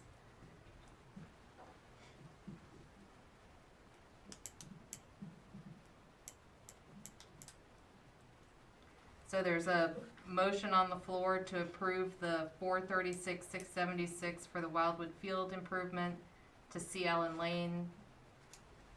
All in favor, or is any other discussion, Mr. Cable? Is this, include, Randy's, checking this guy out? Yes, it does. It's contingent upon, yes, it's contingent upon them passing their background checkout. Okay, good. Their reference checks. Their reference checks. Thank you, Ms. Ogden. All right, Their quality of work checks. all in favor? Aye. Aye. Opposed? All Long right. overdue. Hadn't been started or finished yet, so. Okay, she right. Don't jinx it. Go sign that contract, Ms. White. Yeah. Don't get too excited yet. All right, moving on. Discussion and approval to adopt section 1000 policies. Yes, ma'am. We introduced this, policy in September, and, after we discovered that, we'd inadvertently placed, the wrong policy up, we had it out for the first 2 weeks, and then we extended it for another 2 weeks, and then we had a request to, give a presentation to the board of all of the portions of the policy, which we then went step by step through those and showed the board each one of those opportunities, and took all of their feedback into the policy. We placed it out for another 2 weeks. We have not received any public comment on these, and so we are coming back to the board and asking for approval. I have some questions. It's still not clear. I keep hearing, or it's been insinuating that these are the current policies, this 100 pages, but I don't see that as our current policies. Where are they located? Because they don't seem to match when I look at the, the policies on the website. So are these 100 pages current policy, or are you asking to adopt all of these 100 pages? We are asking you to adopt this policy Okay. as it's currently being presented to Okay. you in this format, Right. as it was That's in what the I- previous presentation. Right, Yes, that's what ma'am. I thought, but it keeps being implied, even when they are up for public comment, it's implied that this is current and the only changes are the few. But, so when you gave the presentation, you only, went over about 10 slides of this 100 pages. And it didn't really cover the whole 100. It was a partial. So that's one concern. The other concern is that I had mentioned a serious concern with one, it's on page 2, the superintendent are unable to agree on goals. Whoever's creating these policies wanted to eliminate A and C and then leave just B. And I feel that that's a conflict of interest, because the board association or the Association of School Administrators to facilitate an agreement. I feel that either way, there'd be a conflict. If we went with the Association of School Administrators to facilitate an agreement, that would, lean maybe possibly in your favor. And then if we went with the board association, possibly another way. So eliminating these options, I don't understand it, and I think it limits the board. Can I I just make hear one you.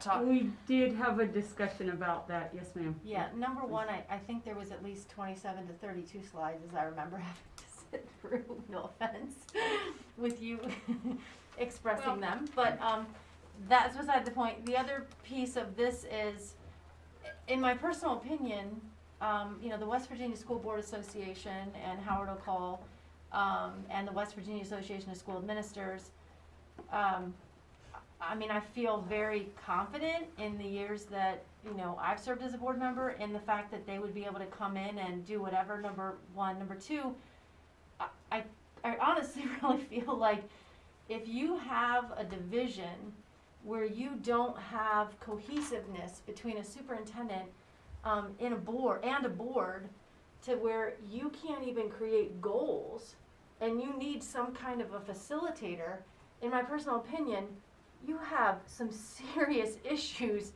that need to be addressed by way more than just that your goals need help. That's my opinion. I don't foresee that situation. Now, granted, maybe for some board down the line, it may be that situation, but to create goals, we follow the policy just like we did. We had the retreat. We didn't have any issues. We brought things up. I think we have a good working relationship. This would be utilized in a situation where if for some reason we didn't like the goals, we have to call the school board association and say, hey, can you come and help us out? Because, frankly, I feel like a 10-year-old little kid stamping my feet saying, I don't like these goals and I need you to come in here and help me. If I'm a board member and I've been elected by the community, I better be able to communicate well with my superintendent to come up with goals for our community and make them work. So, while I see that, I just think that's way more effort and time and to put all that, I don't want to have to petition the state board because Well, and if you'll notice that it doesn't say the parties will do this or this or this. It asks you to decide. what do you want? Either you want to, and I believe we had this discussion the first time. We did. You either want to go to the state board to designate an individual, or you want to go to WVSBA and WVASA, or you want to write your own specific procedure for doing this and include it in your policy. And at the time, if my memory serves correct, and please correct me if I'm wrong, we had talked about if you wish to do that, then you have to create the procedure that it refers to. And in the discussion, the board, at least in your discussion of it previously, had selected B of the three of those as their preferred method. We can certainly, if the board wants to change that now, you can certainly adopt the policy with that amendment and change it to A or C. Yeah, we did not vote on that. No, ma'am, you didn't vote on Right. anything. You had a conversation.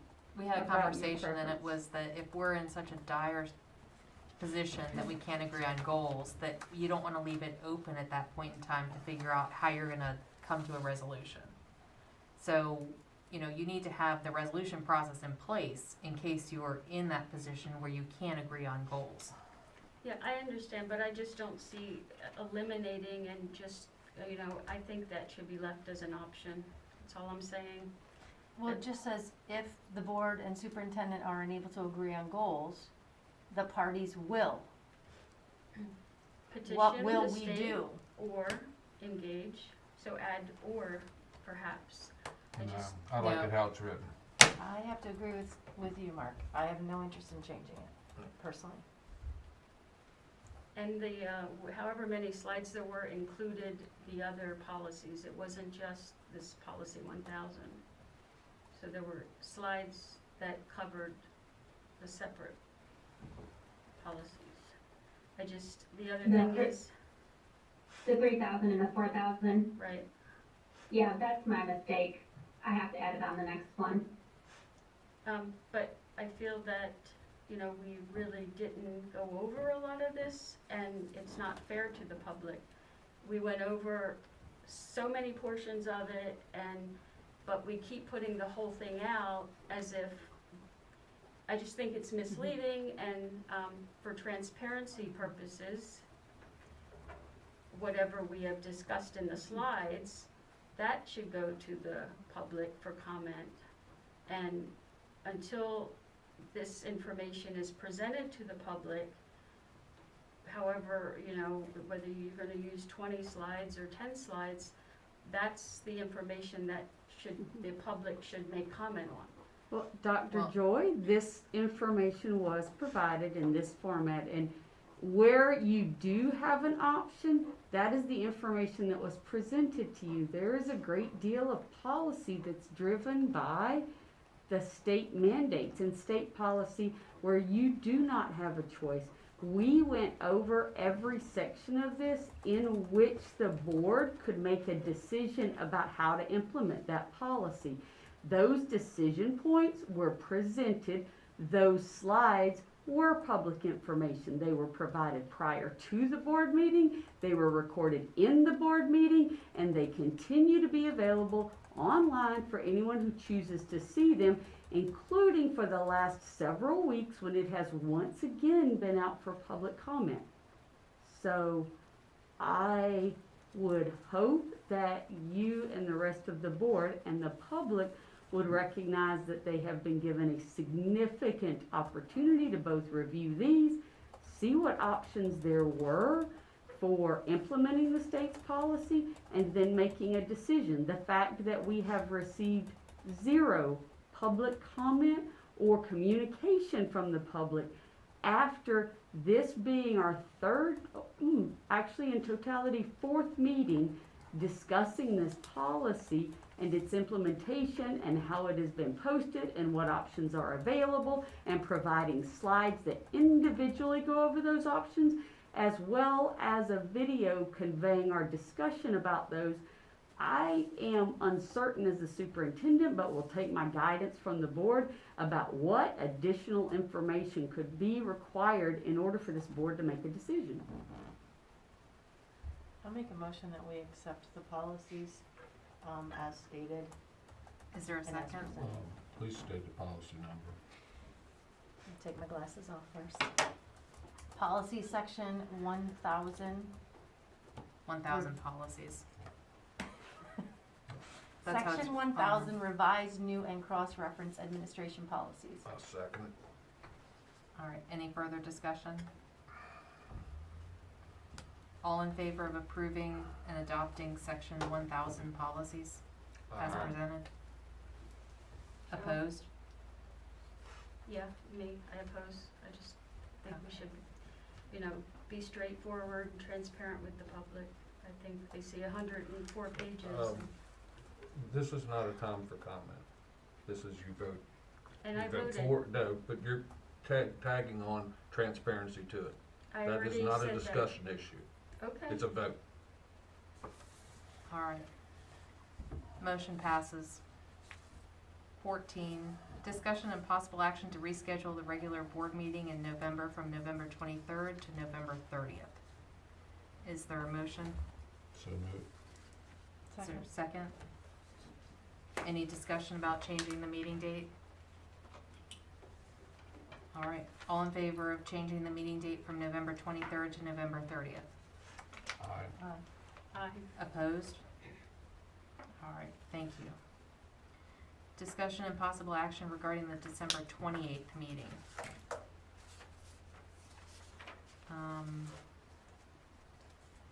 I don't know if we wanna tackle that this evening, or if we wanna wait and, possibly address it on the November 30th meeting, because there may be something that we need to do for the bond as far as timing.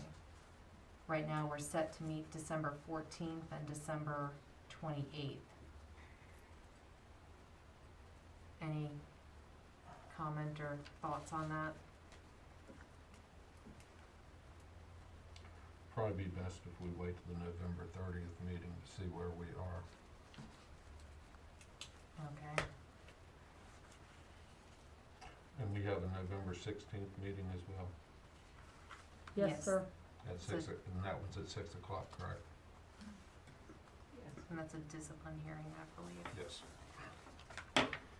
All right.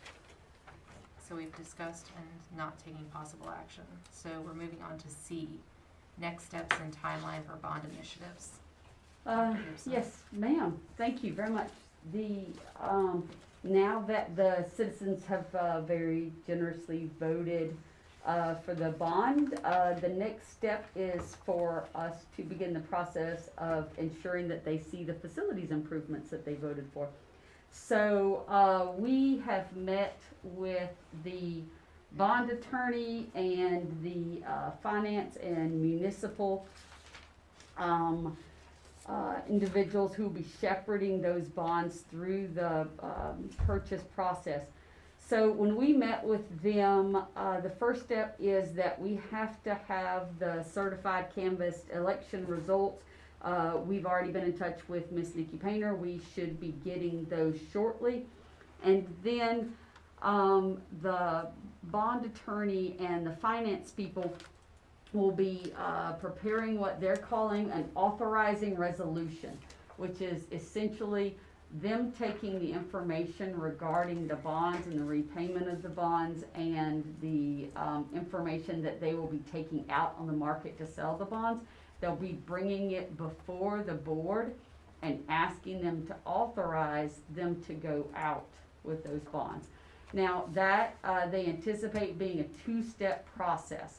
They anticipate coming here first on November the 30th and coming before the board and doing a general outline and presentation of all of the factors and steps involved in the actual bond issuance and selling.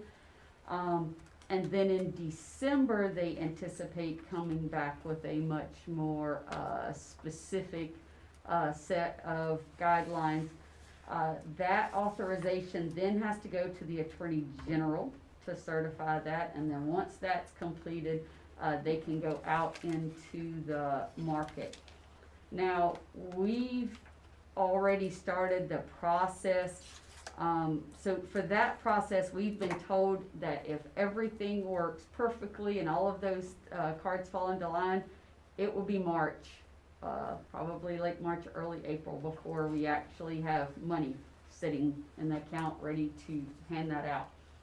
However, we do have the capability of funding projects that we have money for in our budget now, and then pulling those funds back in, as long as we have the money on hand to do that, and recognizing that if there were any issues with the market or something were to happen, then we'd be out that money until it came forward. Our biggest next step right now is a couple of things. Number one, obviously the $8 million in smaller projects are ones that we can jump on fairly quickly. We'd love to be doing those either over spring break or very beginning of the summer. Brandon and Joyce are sitting down with the maintenance department and going through all of those and figuring out in order which ones of those we can do most quickly, either because they require equipment orders or there's something that don't have long installation times. Included in that is the JHS turf field. As we saw from the last one, that is a significant process, and in terms of timing, we need that to happen fairly quickly if it's going to be ready in time for next season, when hopefully sports aren't as big of an issue. So we've already started the process of revising the RFP from the Washington High School field to utilize for the Jefferson one. As far as the two elementary schools and those builds, have had a discussion with the school building authority. They have significantly revised their timeline for going through the process and requesting funding from those for matching. They've moved back the request process to have a request in for funding to July the 10th, which means that there would be no, there wouldn't be any determination of any matching funding or consideration until the following year.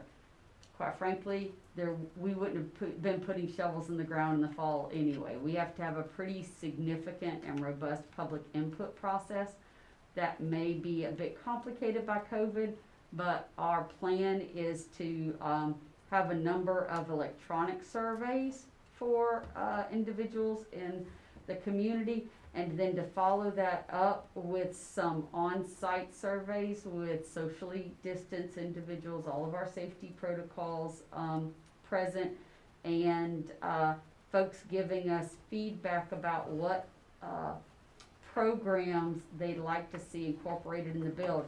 The last time Jefferson County Schools designed a building was more than a decade ago.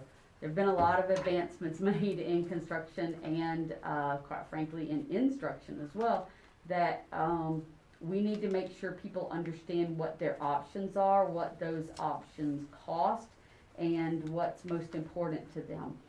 So we just want to make sure that everyone's sort of aware of our next steps.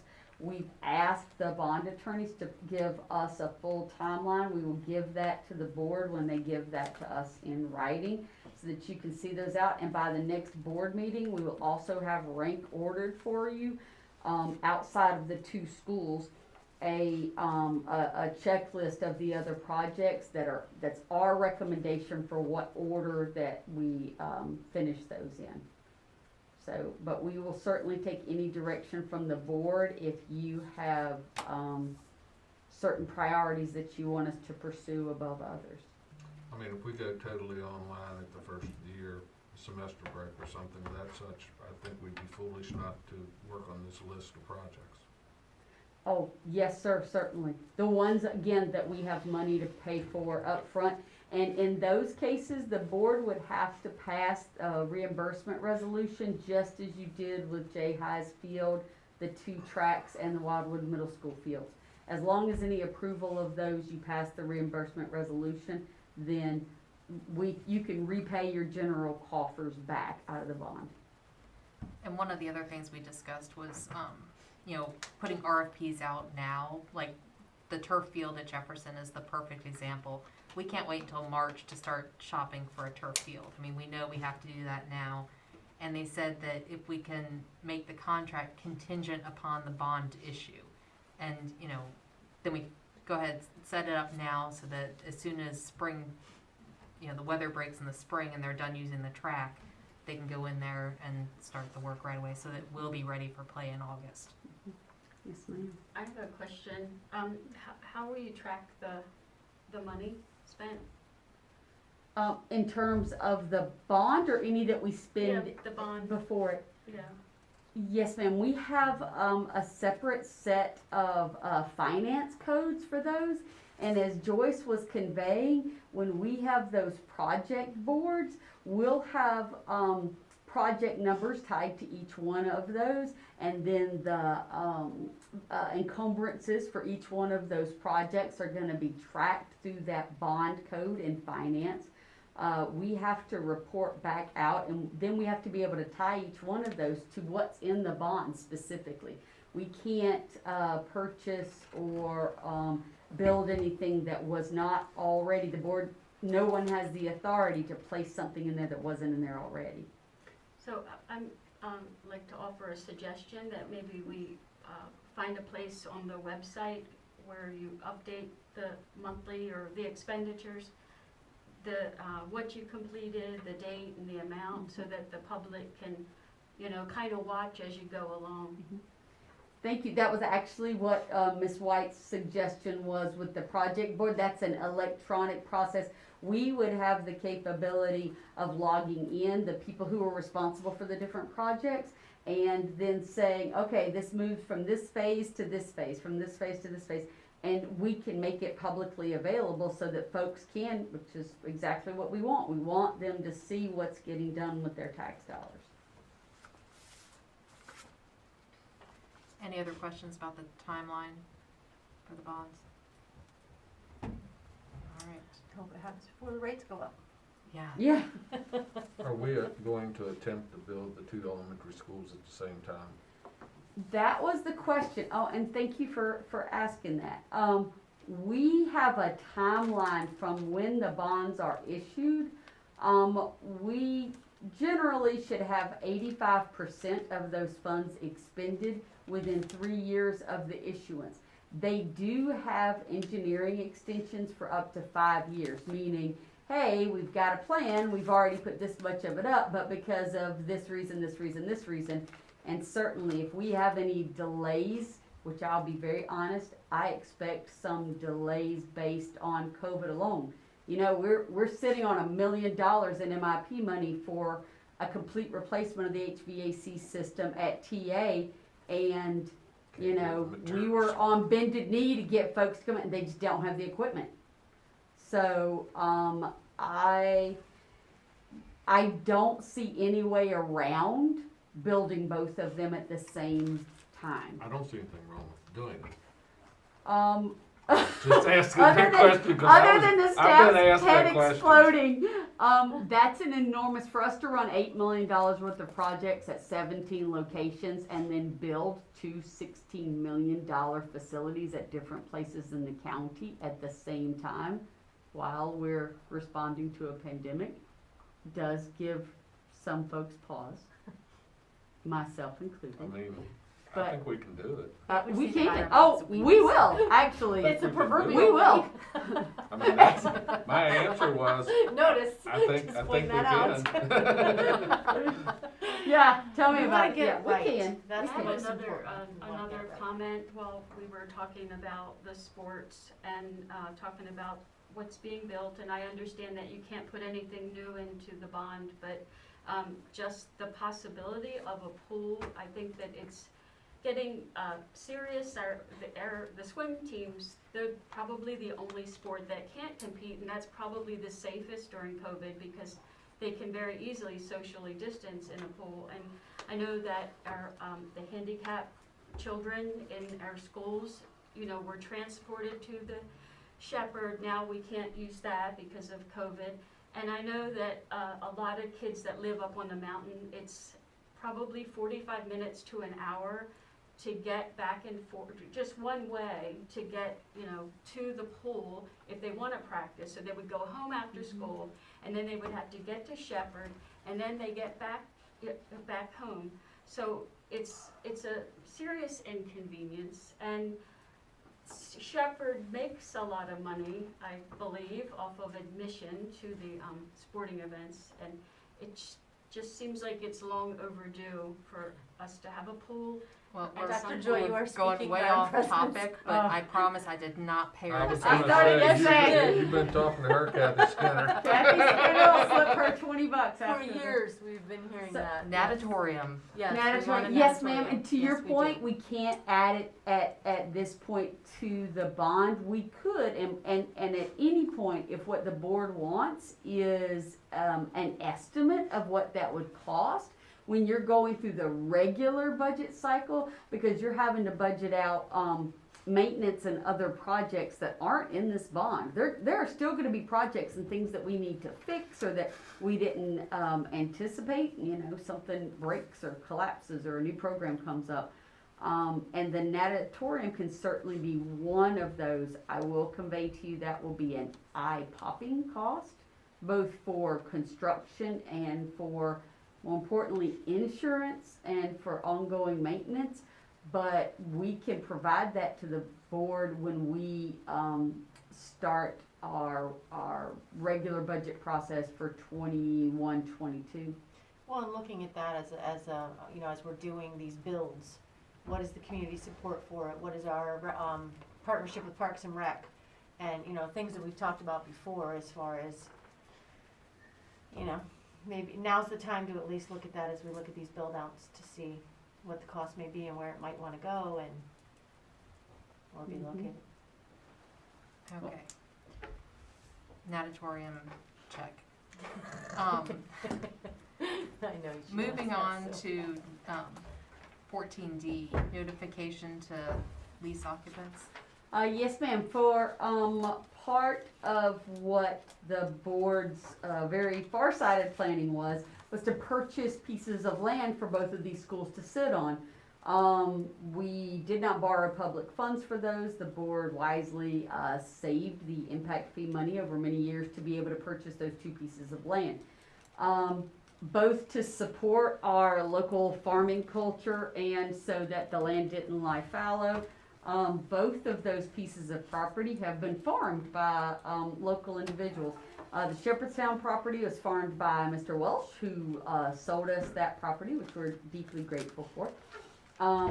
And the Ransom property was farmed by Mr. Cable. We had agreements with both of them for notice. I spoke with both of them Wednesday, day after the election. I called them both and spoke with them personally, and we have a letter out to them to notice them for 1 year. Spoke with both of them about the crop that they're seeding in the spring, and then they'll be doing reaping in the fall, and both of them will be done with that. So we felt like it was important to continue to be good partners, and if someone goes out and they see, acres of corn out on our Ransom facility, it's not that the school's not coming up, it's just that they're finishing out their last crop rotation before we start any building. Thank you. You're welcome. And before we close for this evening, I'd just like to make a quick little statement here that Benjamin Franklin wrote, "Investment in knowledge pays the best interest." And I'd like to take a moment on behalf of the board, the teachers, the staff, and the students to thank our community for seeing the value of investing in our schools. The passage of the levy will ensure our children have the best learning opportunities possible, and the passage of the bond will give our teachers and our students the best environment for learning and playing. So thank you, Jefferson County, for supporting our schools, staff, students, and thank you for supporting our teachers and voting yes. And Mr. Cable, you had mentioned that you wanted to say something this evening? Oh, you're muted. I'm sorry, I changed my mind. Okay, Maybe another time. all right. Anything else this evening, Dr. Gibson? No, ma'am, thank you. All right. 9:36. Meeting adjourned.